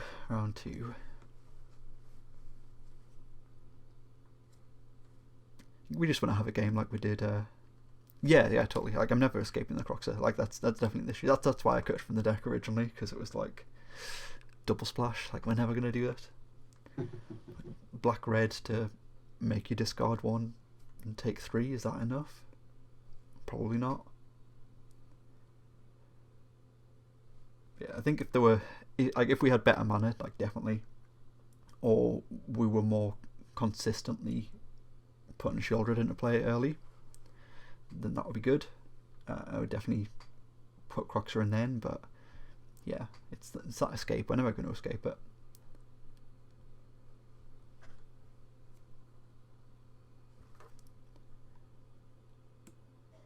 Let's see. There we go. John match. Round 2.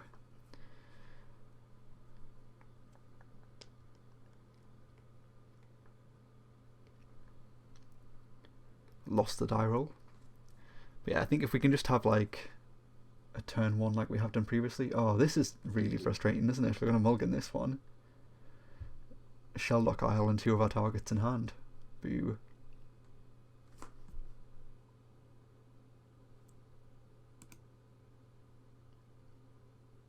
Right. Mulligan this.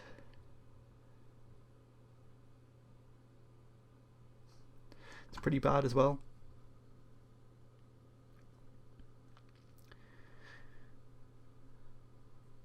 What do you think, Chris? Do you think we keep this and put Emrakul back, or should we mulligan again?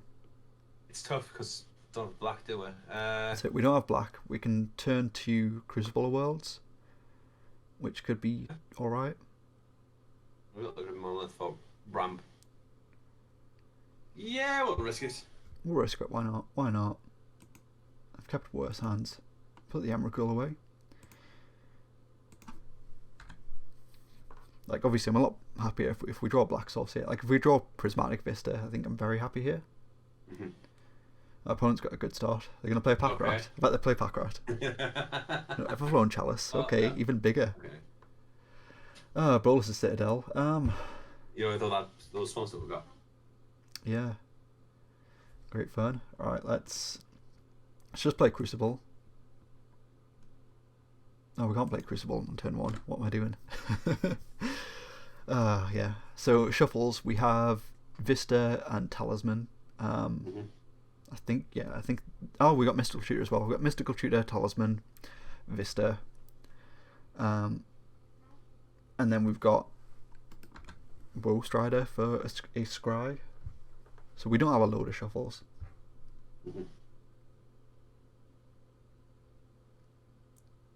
Got nothing from opponent. Nothing. Okay, interesting. Come on, Prismatic Vista. Ooh. Oh, boo. Wow. Okay. Oh, Prismatic Vista though. I'll take that. Take that. Go get a swamp. Yeah.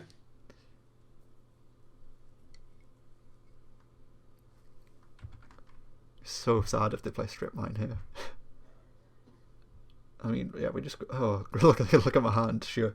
Opponent's on Storm, aren't they? I think opponent's on Storm.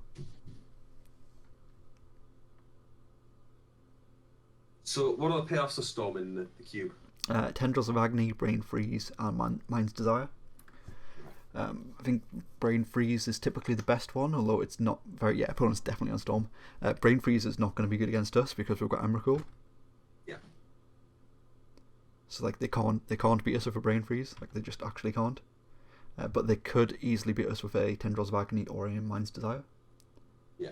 I think they're going to Mind's Desire here. Oh, Yawgmoth's Bargain. Oh. Okay. Okay. Love what opponents do, and I wish we could be doing that. Yeah, Empty the Warrens might actually be in the cube as well. Like I can't remember whether it's in or not. It's definitely in the Legacy one. We're just gonna get a Swamp here, and then I guess play a Crucible and play a Prismatic Vista. Yeah, love to see it. Love to see it.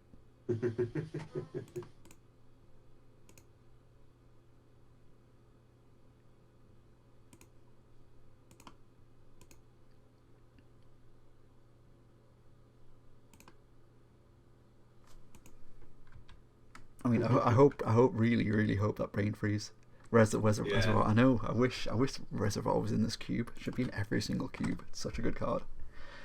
Like, I hope opponent has got Brain Freeze as the win condition, because most likely they're not going to be able to beat us game one. Like, Brain Freeze is typically like the best win condition for Vintage Storm. So Brain Freeze is a lot easier to make lethal than a Tendrils of Agony in Limited.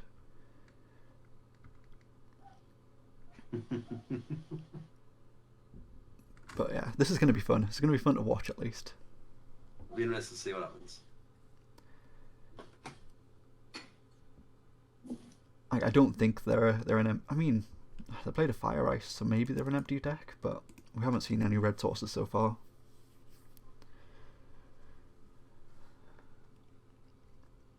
Interesting.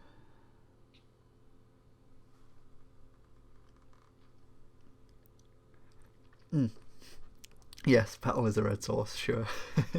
Sure, let's Petal is a red source.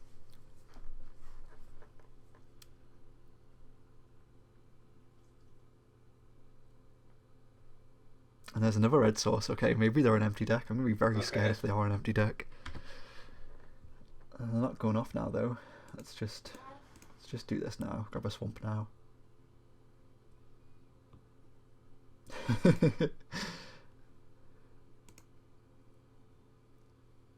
Well, Bone Shredder's going to do nothing against them. Absolutely nothing. But it's a good target for Pack Rat, so I think we'll do that. We'll play Pack Rat.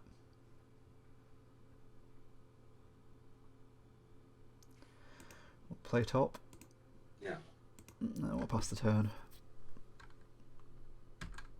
And then we get a fetch and we get a re-range with top as well. Bolt? Okay, sure.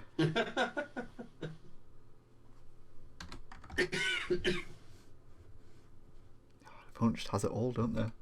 Turn off auto yield.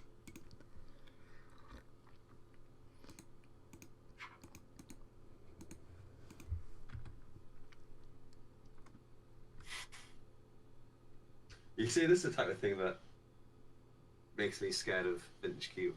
I mean, yeah, this doesn't happen every game. Yeah. And you know, there's definitely games where like these seats are switched around. Like we could have drafted a Storm deck. Like 100% could have drafted a Storm deck if I hadn't been a coward. If I'd taken that Mind's Desire, we could have drafted a Storm deck.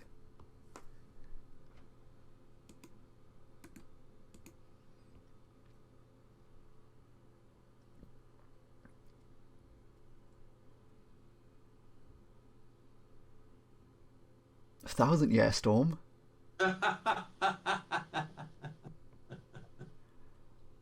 Yeah, I agree. Bargain isn't typically very good in cubes.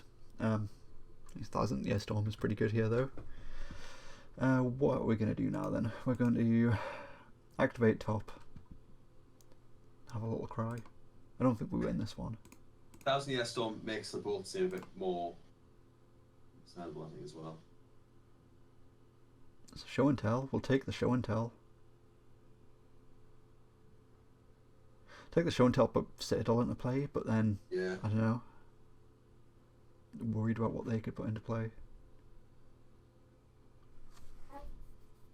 Yeah, Shell Lock into Emrakul is my best out, definitely. Yeah. I'll put Show and Tell on top anyway.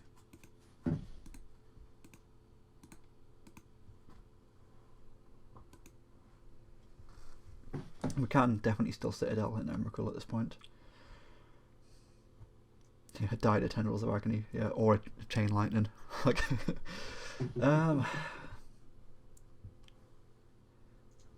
let's. I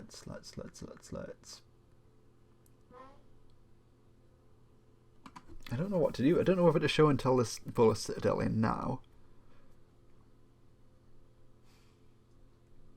Maybe, yeah. We can just win. Like if there's an Emrakul on the top 3 cards of my deck, then we win. So let's just do it. Let's do it. Yeah. So no, there's a Swamp on top. Put Bolas Citadel into play. Yeah, Bargain. Yeah, they got Bargain and Dazzling Storm. So I'll play the Swamp. Yeah, they've put nothing into play. I can activate top. And I can play the top as well. Yeah.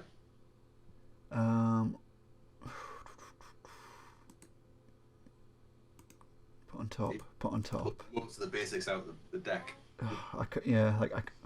I can't play Talisman and Emrakul is the problem.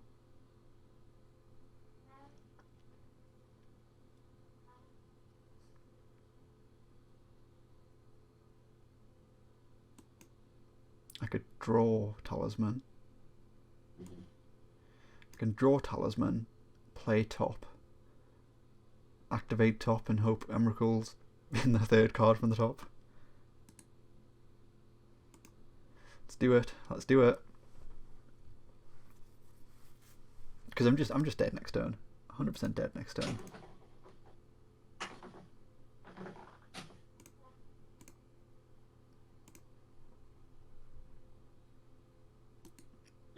Cool. It doesn't matter. GG's. Alright. Let's see how they do it. See how we're going to die.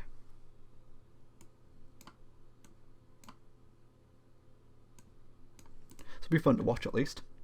Yeah. Yeah. Anticipation.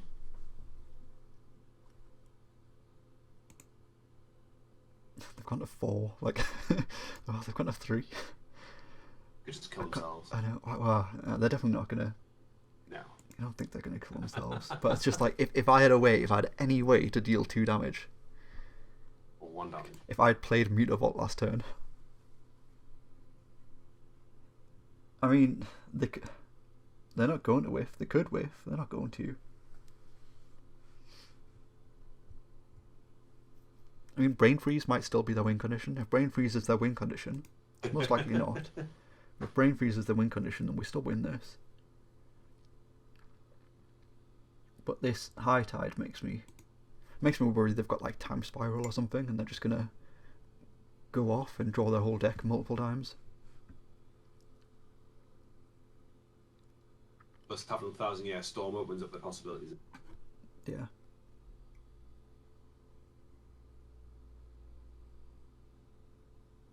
Dark Ritual. So yeah, they're definitely red for something. I don't know if Grape Shot's in the cube. Like, if I die to a Grape Shot, I'm going to be so sad here.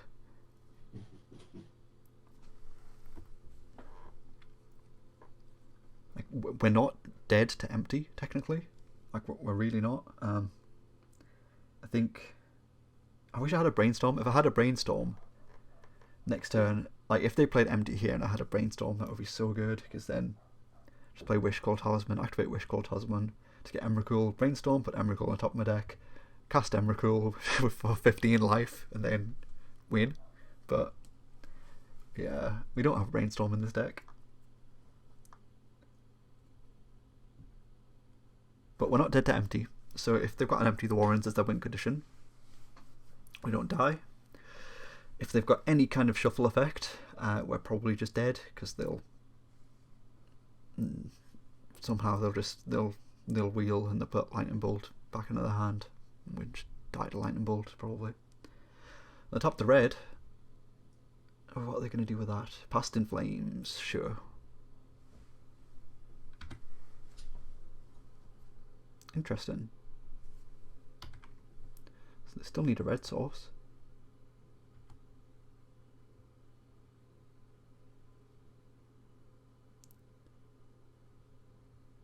I'm not dead to Bolt. How many things cast? 2? So they're gonna... Sorry? Cast 2 things this turn. 3. I've cast 4 now. Hi Ted. So they're gonna have infinite mana. That's fine.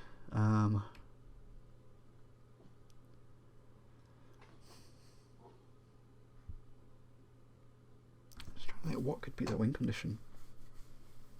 I've tapped the red, so I don't think we're dead. Like, we don't just die. Like, unless they have another red source, we're not dead. The other thing I'm thinking is maybe they've got Thassa's Oracle and card draw.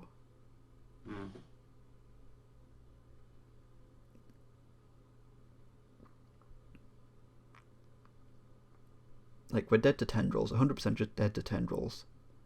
We're not dead to Brain Freeze, and we're not dead to Empty. Probe. So they're going to draw 5 cards off Probe. Like, they could just have Thassa's Oracle. Like, if they've got Thassa's Oracle here, then they just win.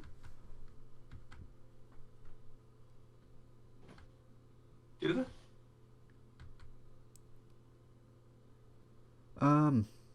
Potentially not. Yeah, they've got to find a way. They've still got to draw. They've got 9 cards in library, haven't they? Yeah. Yeah.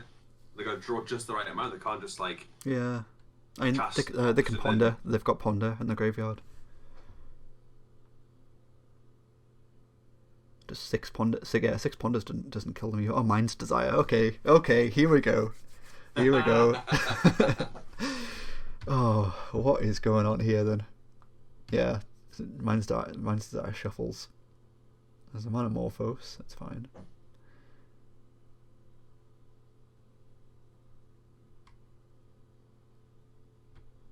They're going to draw 7 cards of Manamorphose. They're close. They're close to just decking themselves. Bolt. Sure. Bolt did it. Yeah. Good game.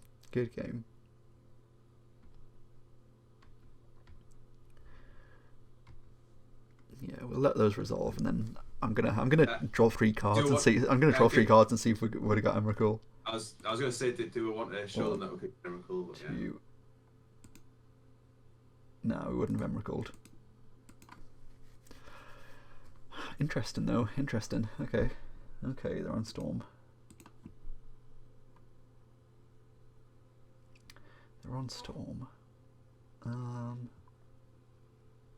Yeah, even then, I don't think we bring anything against them. I think we just got to try and be a bit faster. Lightning Bolt seemed to be the only bit of removal they had though. So Splash T. Deceiver Exarch seems good. I'll try and hit them with Fallen Shinobis. That'll be quite good. Okay. Yeah, let's just run it back. Splash Gaddock Teague, yeah. I mean, Gaddock Teague would just do it. Sad for us as well, but no, we can't keep this one. No. This is better though. Better, yeah. Let's put that Bone Shredder away. That's not doing anything ever. Both balls so far.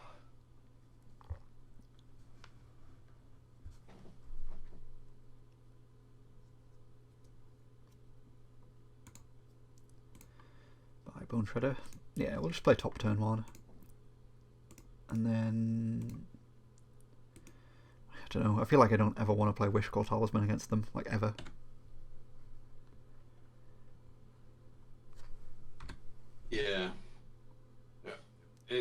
much got us.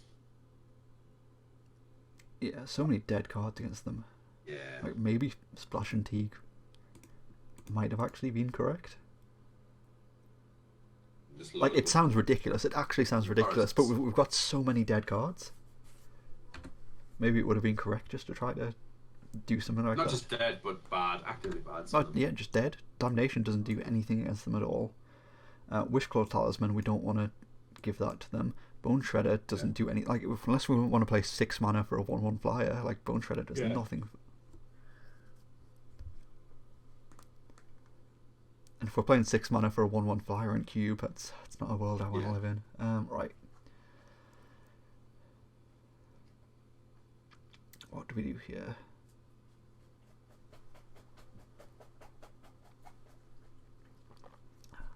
I think we just play out a hand, activate top an opponent's end step.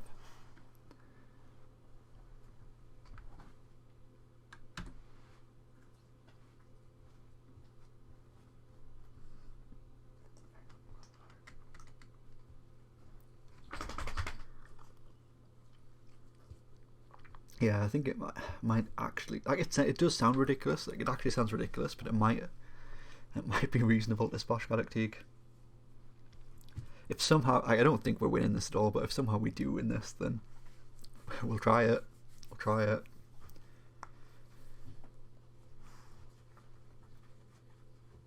Yeah, they are big Storm. Like, yeah, they wouldn't be able to play 1,000-Year Storm. That's their win con, isn't it? No bargain either. Sheoldred.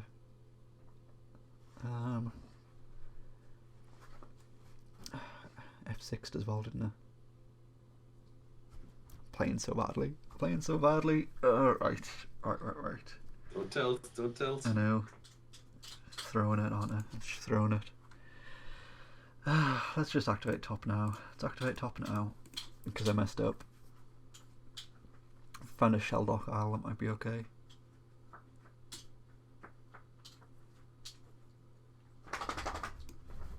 I'll take Packrat. Put this on top. Put Crucible on top. Put Packrat on top, and then we'll draw. We'll play Packrat.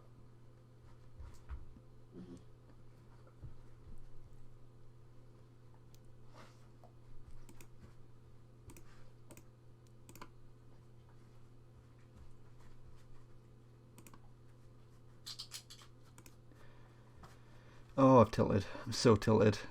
So tilted. I tapped that completely wrong. Yeah, Packrat plus Crucible is good with lands for sure. Yeah, what I was meant to do there was tap that island to activate the Dimir Signet, not tap the swamp, because I could have played Talisman as well, but... Oh no, I'm just tilted. Just fully tilted. It's fine. We'll win the next round. We only need to win one more to get play points. That's all we need. Win one, and then we've got enough play points to play again at some point. Throwing it. Absolutely throwing it. I mean, if you're not playing optimally, it's still probably not... Yeah. That's the thing. Wheel. Okay. Show and tell Emrakul. Thanks, opponent.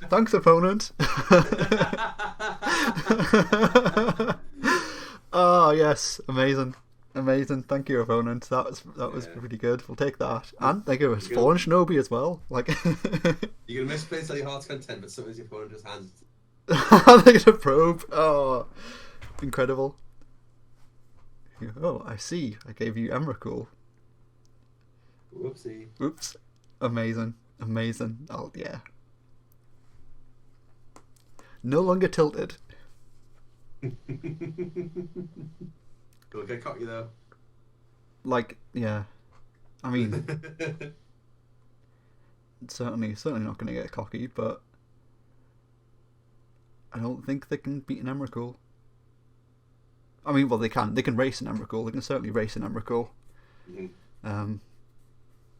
Because I could show and tell, and they could put, I mean, Bargains in their bin, Citadels in their bin, and they could put 1,000-Year Storm into play for show and tell.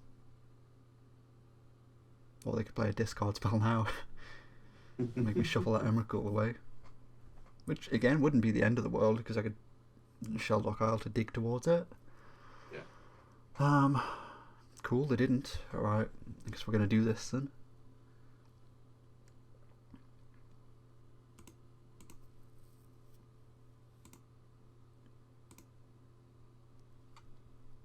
They can have a Force of Will.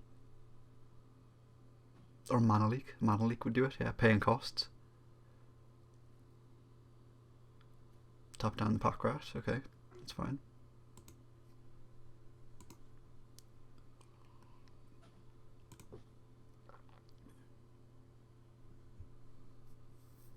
Put a land in. So, what do we do now? Do we play Shelldock Isle? It's probably Shelldock and then top.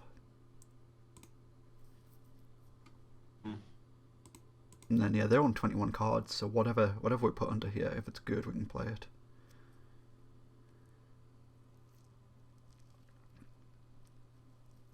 I guess the Scavenger's going to be alright.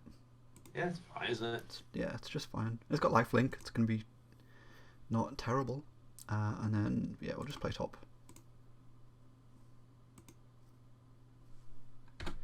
Pass the turn.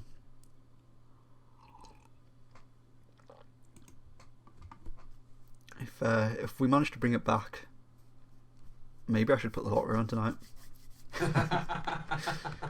It's, no, look, that's if we bring it back. Yeah, I do not deserve to win this game.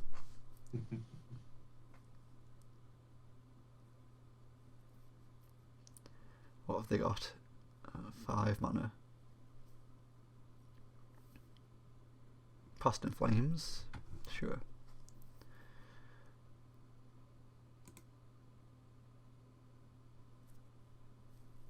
Ritual. I'm gonna find a way to tendrils me now.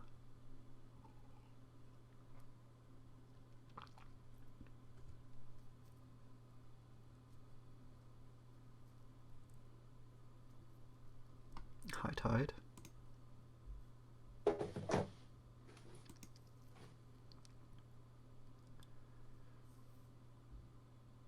Paretic Ritual. Yeah, they're probably going to Mind's Desire. Probe. Sure.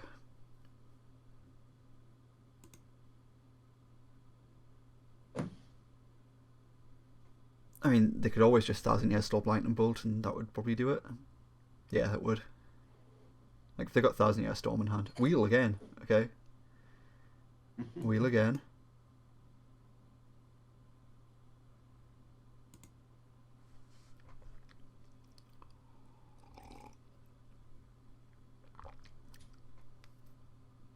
There's an expansion explosion in the graveyard. So can they... Oh yeah, the flashback to Past in Flames. What's their win condition then? I guess Brain Freeze does it now. If they've got Brain Freeze, dig through time. Okay. They haven't got Tendrils mana unless they've got Manamorphose. I really need to learn kind of the key pieces of Storm a bit more. I mean, how often do you play against it? I As opposed to, like, I've played Storm for years. Like, I well versed in the ways of Storm. Okay, so they got black, they got red. Yeah, Mind's Desire, sure. And they're drawing their deck. What kills me though? I mean, Empty the Warrens doesn't kill. Oh, it does. 1,000-year Storm. I mean, they're drawing the deck, so like they've got to kill me now.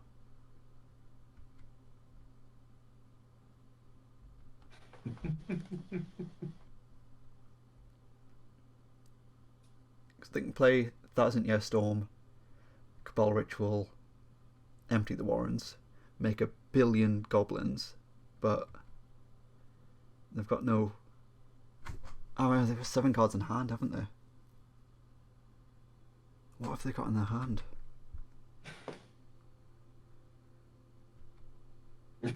All of the mana. I mean, they could just have tendrils. Like, if they've got tendrils here, then fair play to them, 100%.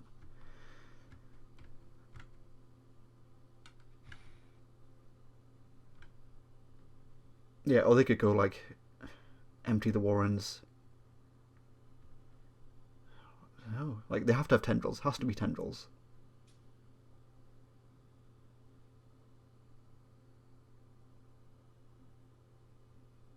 Because they can't. They haven't got a blue source, so they can't shuffle back in. Yeah. If they had like Time Twister or something.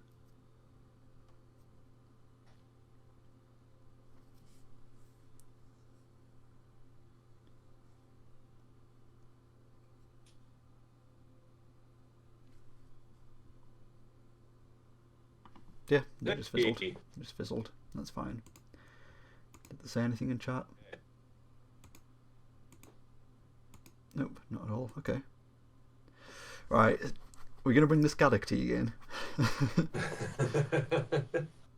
Like it's probably gonna be good against them. Like it's very boltable, obviously, but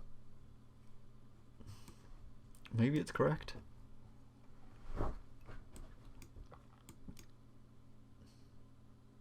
Show and tell is Vixen, yeah. Show and tell. What do I do? Do I bring it in? I mean, I'm going to take some horrible cards out against them. Damnation can go straight out. We don't want Damnation. Bolus of Citadel is also Vixen. Bolus of Citadel is also Vixen too, isn't it? I'll take Damnation out. It does nothing. I want to take Bone Shredder out as well, I think. They did show Empty the Warrens, yeah. Okay, I'll leave Damnation in. We'll just run it back as it is.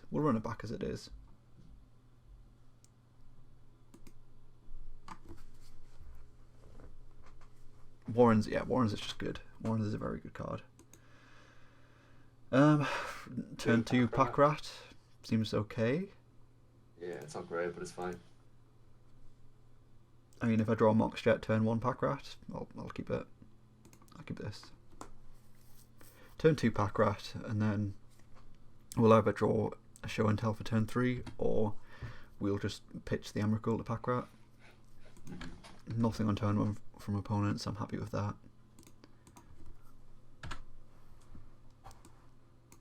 I can't believe I won that though.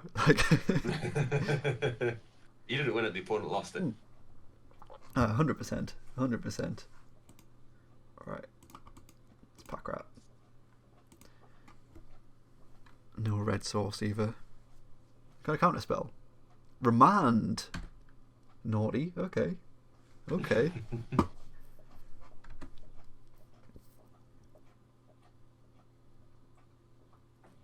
Try it again this turn.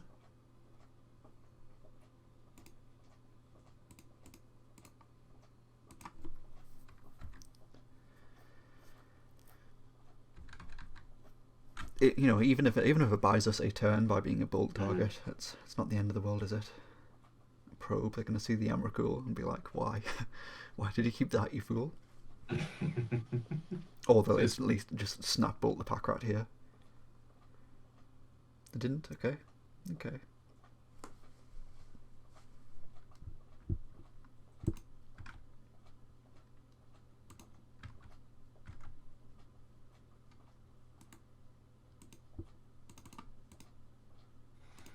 Let's discard Emrakul.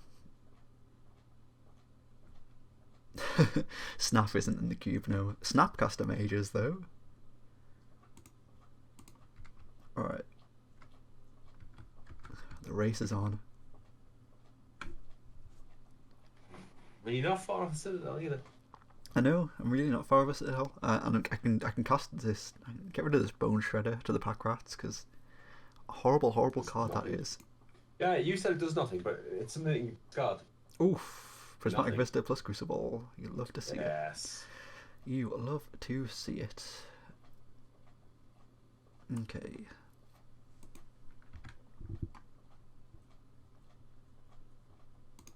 Although you probably just prismatic vista in, going for a swamp, and then Citadel next turn. Yeah, yeah. Well.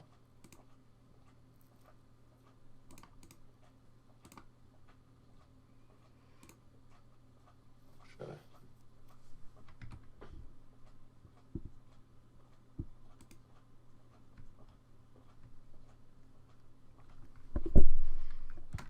So yeah, like bargain's awful for opponent now. If they don't win this turn, then they lose next turn. That's fine. Manamorphose.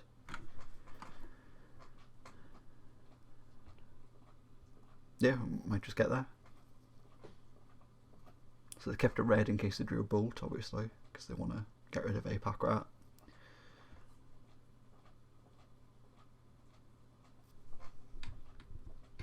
Yeah, so they can either...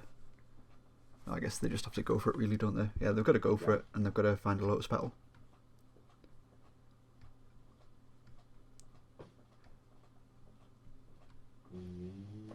Yeah, they're going to draw themselves down to 1 to find a Lotus Petal. It's the only way they can win.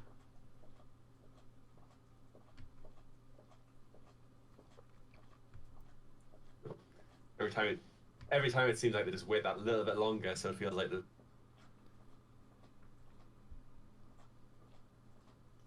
Is it? Yeah. There we go. Oh, somehow, I don't... Like, thank your opponent for wheeling in game 2. Sweet. Amazing. Alright, do you want to jump straight into round 3?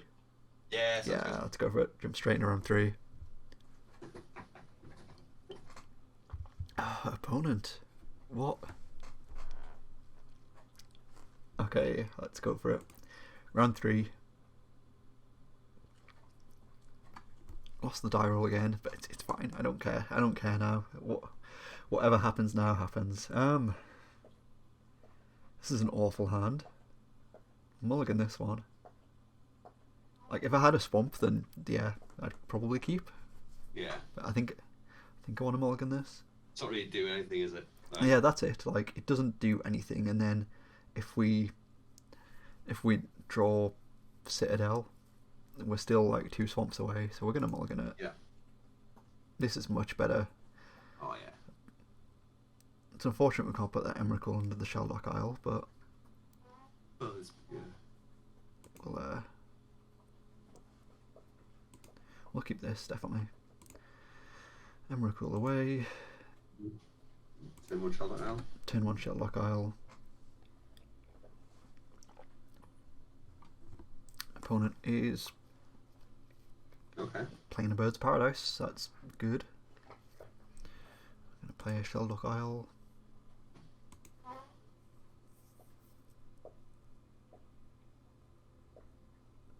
None of these are particularly great. I'm going to put Shark Typhoon under, because a free Shark Typhoon might be okay. Mm-hmm. Definitely would have preferred to hit something a bit better, but that's fine. It's fine. I think we go turn 2 Grim Monolith here. I mean, I quite like Phyrexian Metamorph against the green decks. If they play something like an Oracle of Moldiah or even a Corsair Griffix, it would be good to take. Fauna Shaman, okay. Elves, maybe? Yeah, they're just green. I mean, potentially blue-green big things. Just green ramp.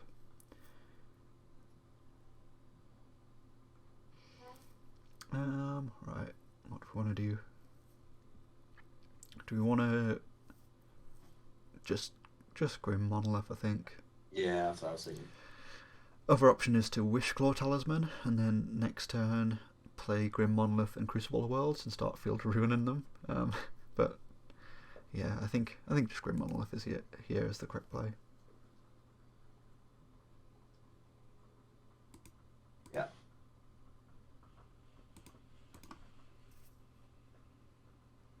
We could even Metamorph. If they're producing a big Metamorph. Copy that Birds of Paradise. But yeah. Yeah. But there's no real reason to at the minute.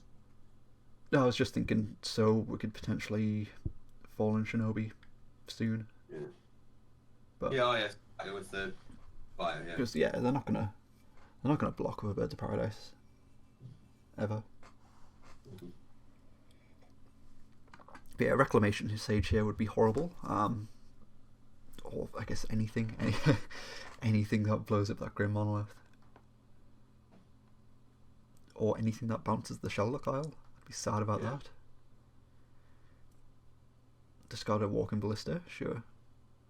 What are they going to get? Hoof? They're going to get a Hoof and play 2 elves. And get a Hoof, play 2 elves and a Gaia's Cradle.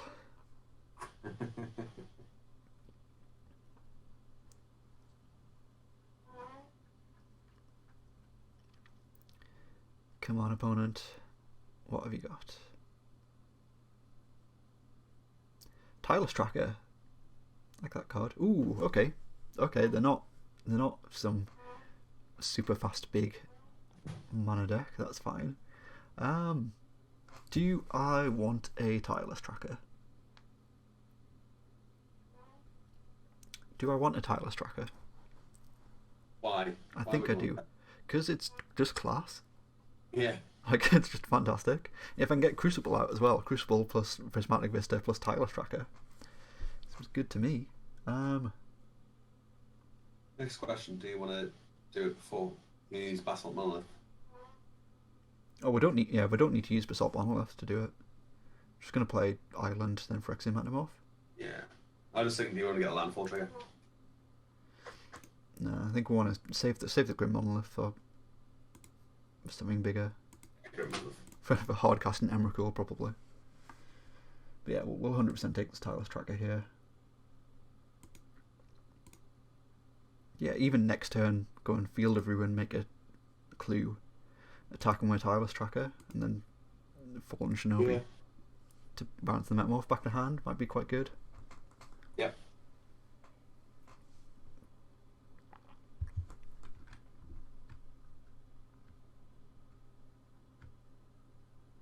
Yeah, we'll take that too. We're not blocking.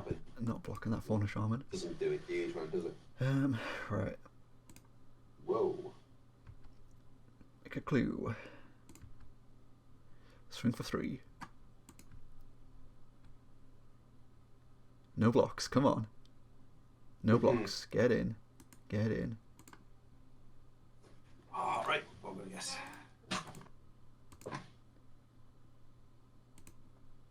Bounce the Metamorph. Value. All of this value.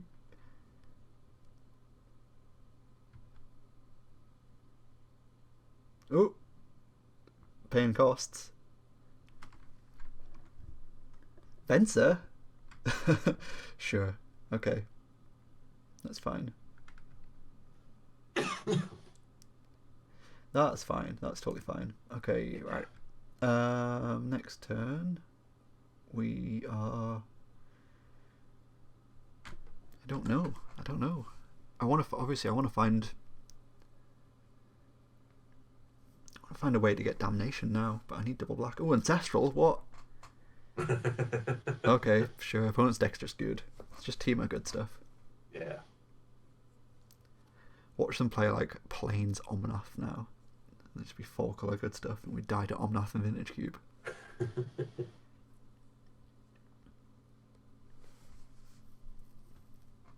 Sure. Take 7.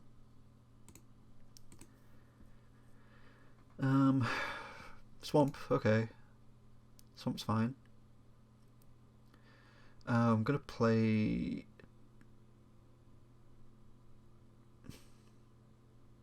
Talisman. Wolf Strider, maybe? Yeah, I was thinking Talisman plus Woe Strider. I kind of want to kill the Lumbering Faults though. 3/3 with Hexproof. I've got to play something. Maybe I just play Metamorph, bounce their Tireless Tracker. Like Metamorph, copy Inventor, bounce their Tireless Tracker. Maybe.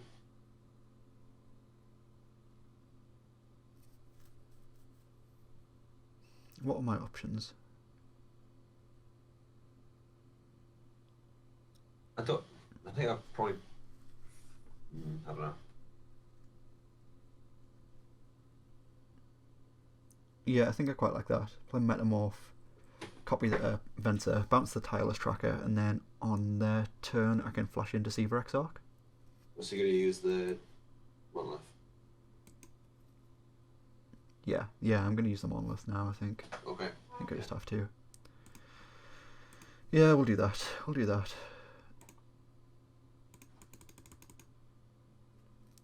Metamorph, copy Venter.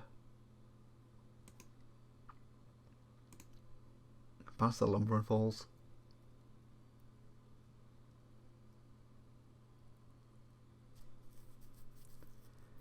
Or the Tireless Tracker. Yeah, I'll bounce the Lumber and Falls. I'll just bounce the Lumber and Falls.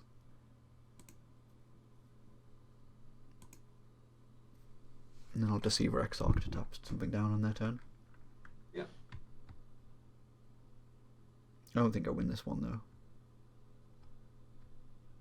Not unless something ridiculous happens again.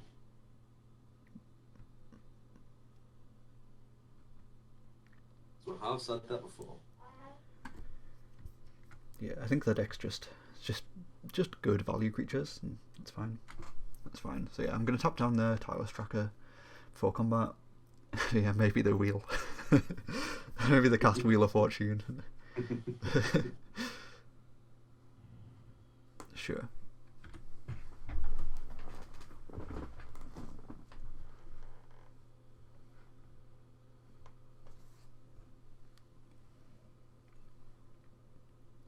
Yeah, tap down the tracker before combat, and then on my turn I'm probably just going to have to crack the Talisman to get Damnation. Play a Sad Damnation.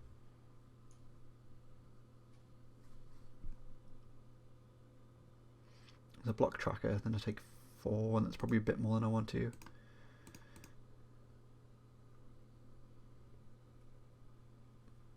I guess they can counter this here if they want to. Tap the tracker. Yep.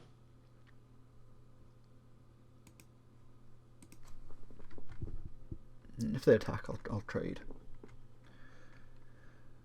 Trade with either of them, to be honest. Okay, they didn't.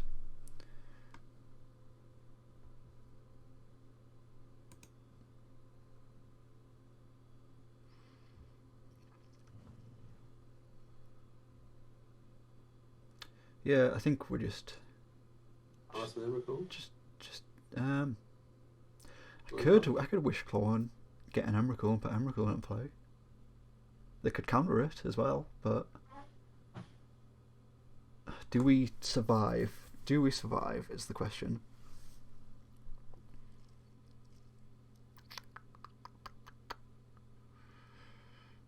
Emrakul into play, or on 7.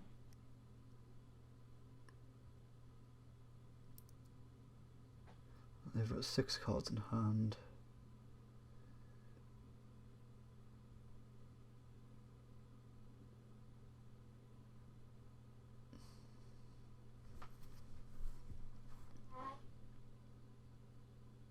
I think Damnation. I think I'm just going to Damnation.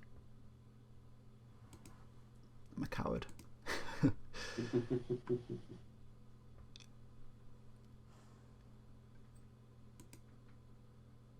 This Bone Shredder will be good against them. Finally.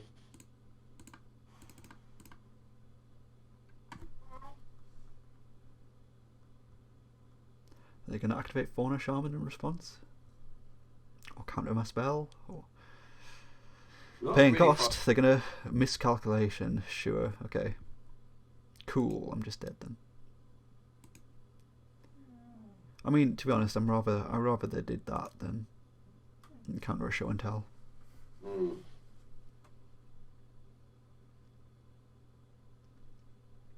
So now on my turn I block Venter Tracker. Are they going to activate the Talisman is the question.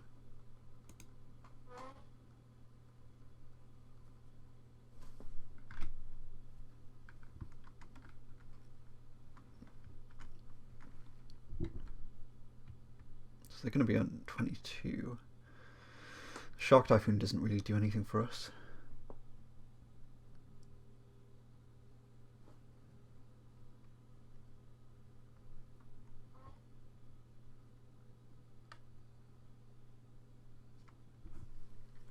It's a good game though. I think this is more of a representation of what Cube is like what Legacy of Vintage Cube is like, more so than that last game. Because this is kind of what I was led to believe is what's not like, just like kind of good value. Yeah.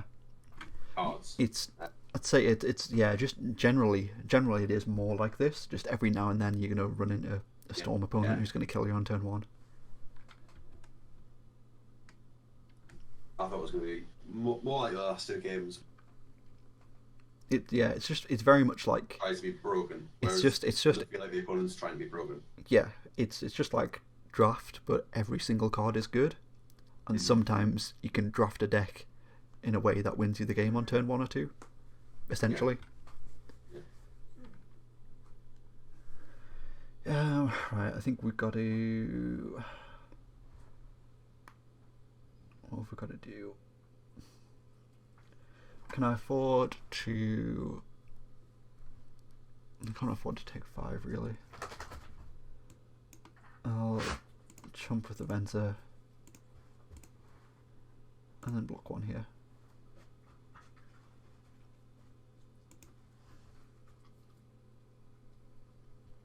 But I don't think I'm going to win this at all.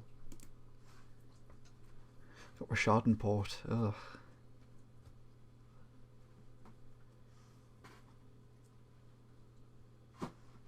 Prime time. Okay, it's good to know they've got that at least.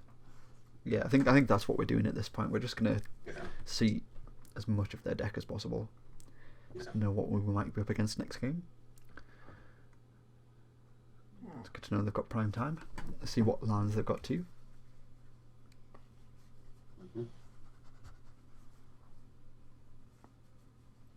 You see them. Feel a rune of their own. Okay.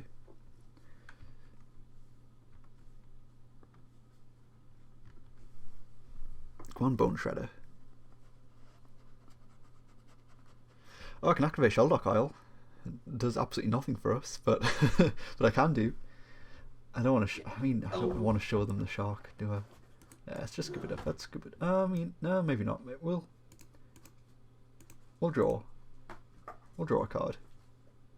Could draw an Emrakul. Sheoldred. No, I don't want to show them that.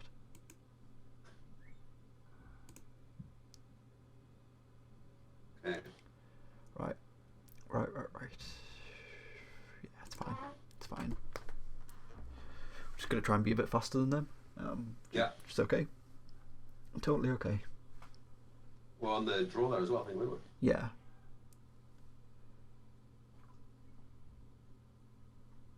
Look back. There's nothing that I hate against them. I don't think we're particularly good. I mean, I assume they're going to have stuff like Reclamation Sage in the sideboard, or something else like Night of Autumn. Maybe. Well, we didn't see any planes, so maybe not Night of Autumn. And they didn't really see any broken artifacts on our side either. Yeah, that's true. That's true. Yeah, we saw more powerful broken things from them than they saw from us. Like, yeah, we saw they've got Ancestral Recall and they've got Primeval Titan. 2 very good cube cards. 2 just very good cards, I guess, in general, in all formats that they're legal in. Which, as the years go on, is less and less. Yeah. Although I don't think Primetime wouldn't be too broken for Standard now, I don't think.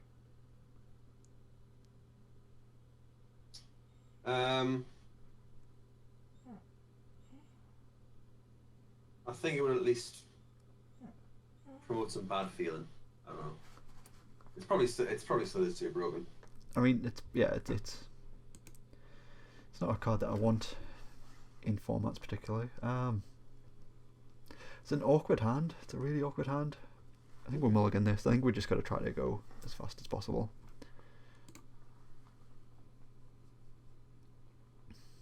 It's a slightly better hand against them, I guess, because we can play Bone Shredder. Yeah, we'll keep this. I don't want to, but we'll keep it. Put the Sheoldred back. I think. Yeah. We'll play a swamp. It means like we can kill their Fauna Shaman with a Bone Shredder. Yeah, we'll kill their Fauna Shaman with the Bone Shredder if that comes up. And then we can hopefully, like, we'll probably just pay the Echo on the Bone Shredder. And then try to Fallen Shinobi off a Bone Shredder. Mm-hmm. Feels like a good little place to be overall. Yeah, I mean, I'm gonna play the Grim Monolith here and see what happens, but I don't think we had a particularly strong starting hand, but I don't really want to go down to 5. Yeah.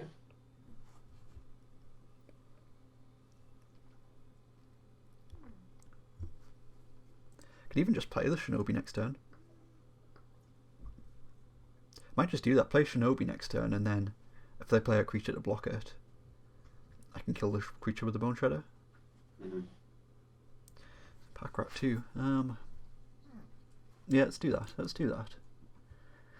So if they remand here, then next turn we can play Pack Rat, and that's fine.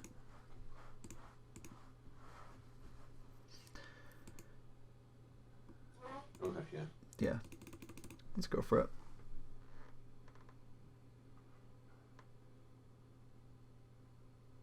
Miscalculation. Yeah, sure. That's fine. Not the end of the world. No.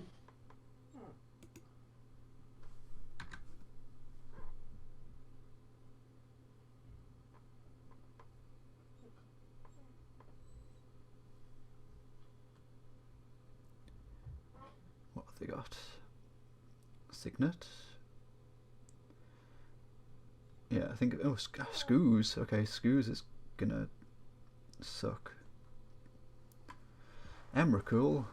I'm gonna Bone Shredder to kill the Scoos.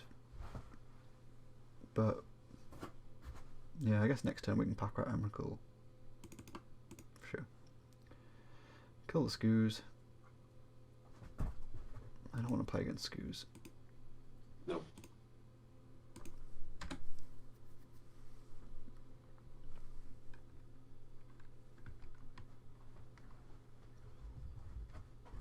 So if we draw a land, I'll be happy.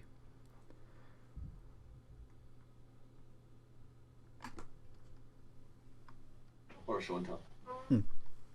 Yeah, land or show and tell. I'd probably be more happy for show and tell.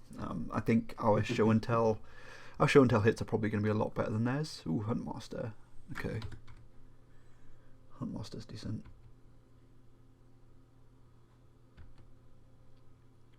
Right.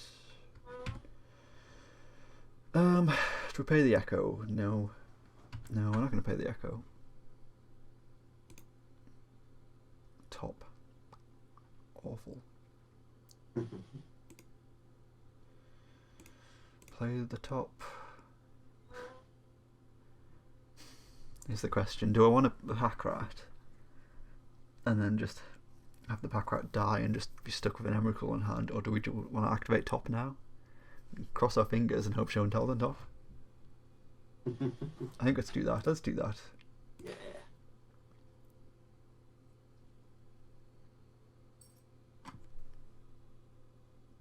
Oh, interesting. Interesting. Not the worst. Yeah, I'm actually really happy about that. Yeah.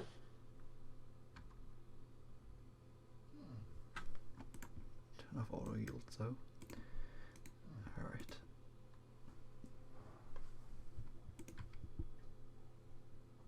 So I want to flash in Deceiver Exarch to untap my Grim Monolith, I think. I think that's what I want to do.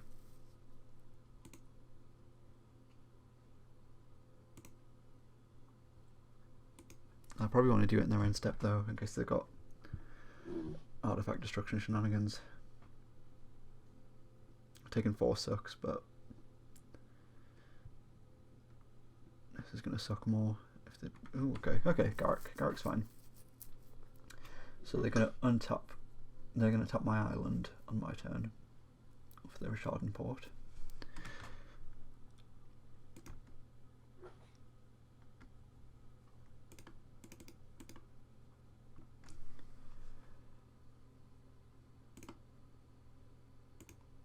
And we're going to untap Grim Monolith.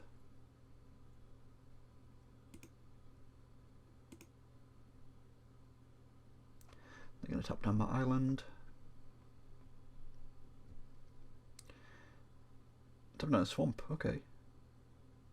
Okay, interesting.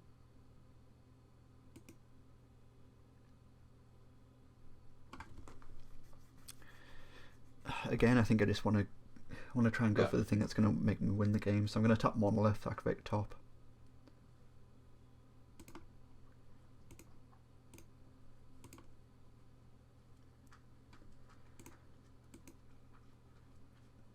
Try and find a show and tell.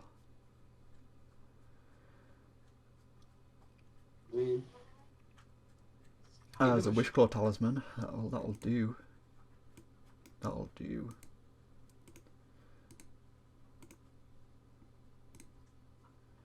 Draw this. Play the Talisman. Pass the turn.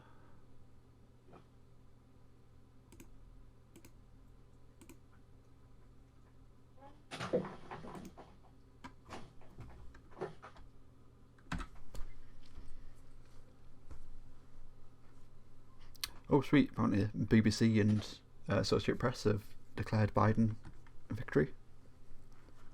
Oh, amazing. That's good. Just going the States through was the... Yeah, they're calling Biden at 273. Mint. So, let the fun begin. Yep, let the fun begin. Give it a week until we've got a decisive victory, I guess. As he tries to kick and scream his way out of losing. I loved it that it was one of Biden's team, like campaign manager or something, said the White House staff are well suited to evicting guests in the White House or something like that. Like, so good. Turn Timber Symbiote. Get a Tireless Tracker. That's pretty good. It's a pretty good hit.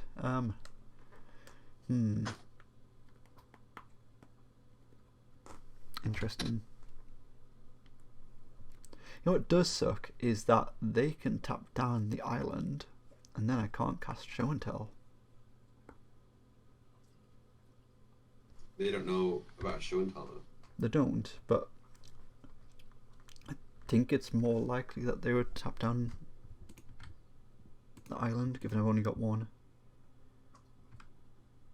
island. Unless they... I mean, they've seen Damnation, haven't they? Yeah, because they counted it. They're probably... I don't know. I guess they're probably going to tap down a swamp, so I don't get Damnation.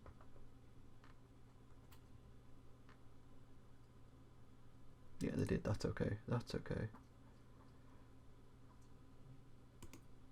In this case, I'll activate Wishclaw Talisman. Yeah. And I'll go and get Show and Tell. Okay. Yeah, only got one card in my hand as well.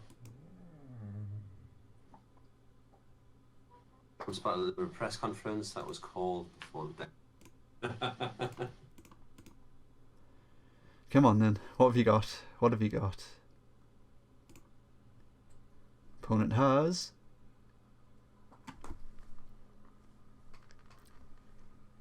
nothing. Okay, cool. Okay, that's fine. I mean, it's still not game over yet. Definitely not. And they got Talisman. Yeah, I don't know if they've got anything that could deal with Emrakul. I guess they have. They're activating the Talisman. At least having a look.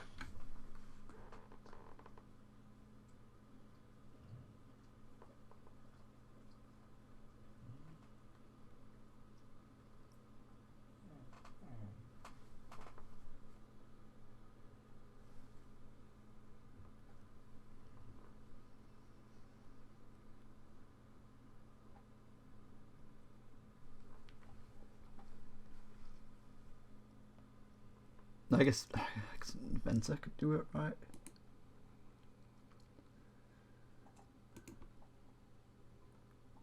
Yeah. Yeah. Venser's gonna do it.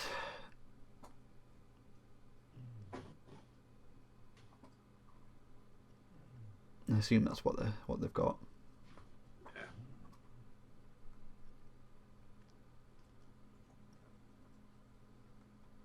No, Cyclonic Rift isn't in the cube, is it? I could overload a Cyclonic Rift and plant everything. Yeah, Venser. It's Venser. Yeah. GG's. Oh well. Sure. I mean, the good value deck is a lot better than I thought it might in there. Yeah, I mean, I could still draw Damnation. It's not over yet. No. I could still just Wishclaw Talisman for Damnation. So Yeah. it's certainly not over yet. We'll block this Tireless Tracker. We'll get Damnation and then see where we're at. Yeah. Not feeling great about it. I'm only on 4, but No. it's not over. It's definitely not over.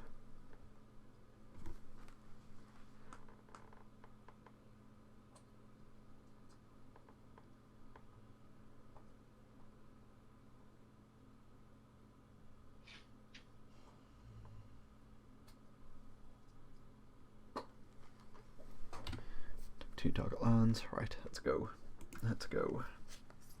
What have we got for 4 mana? Yeah, so they've got a non-show and tellable card. We know it's not Miscalculation. It's probably a counterspell though, isn't it? Mm. Probably a counterspell.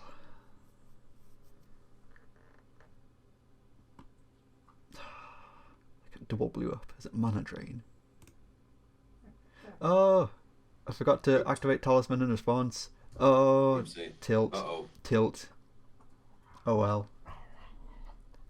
Oh well, let's That feels like it might just be a thing. oops. Oops. F's in chat, boys. Let's Liliana and let's make them discard.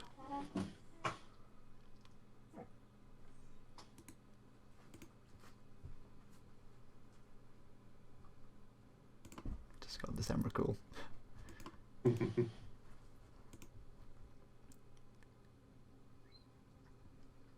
Oh, they didn't even show what card they had. How rude. How rude. Yeah. What is this discard? Bird's Paradise. Oh well. Oh well. Thanks. Good Thanks for games. education on that. 50 play points, so I've got like 100 odd now, so Good. I can jump in and do another one of these at some point. Yeah. Thank you for watching along. Massive thanks to Chris to joining me in this. Oh yeah, no, thanks for walking us through it and stuff. It's it was definitely not the ideal cube draft, but if you want to do another one of these at some point, hit me up. Definitely, we'll get you back on, and then maybe I'll be less of a coward and I'll try to force Storm. But we can certainly have some fun. I've got some play points to throw at this, and I love throwing play points at cube. It's the best thing. Yeah. Best thing. Awesome. So I guess with that and with the announcement of the election results, I'm going to go celebrate, I guess. Take care. Thanks for joining me. Cheers. See you later, chat. If you're not already following or subscribing, just hit follow down below. It'd be greatly appreciated, and I'll see you again soon.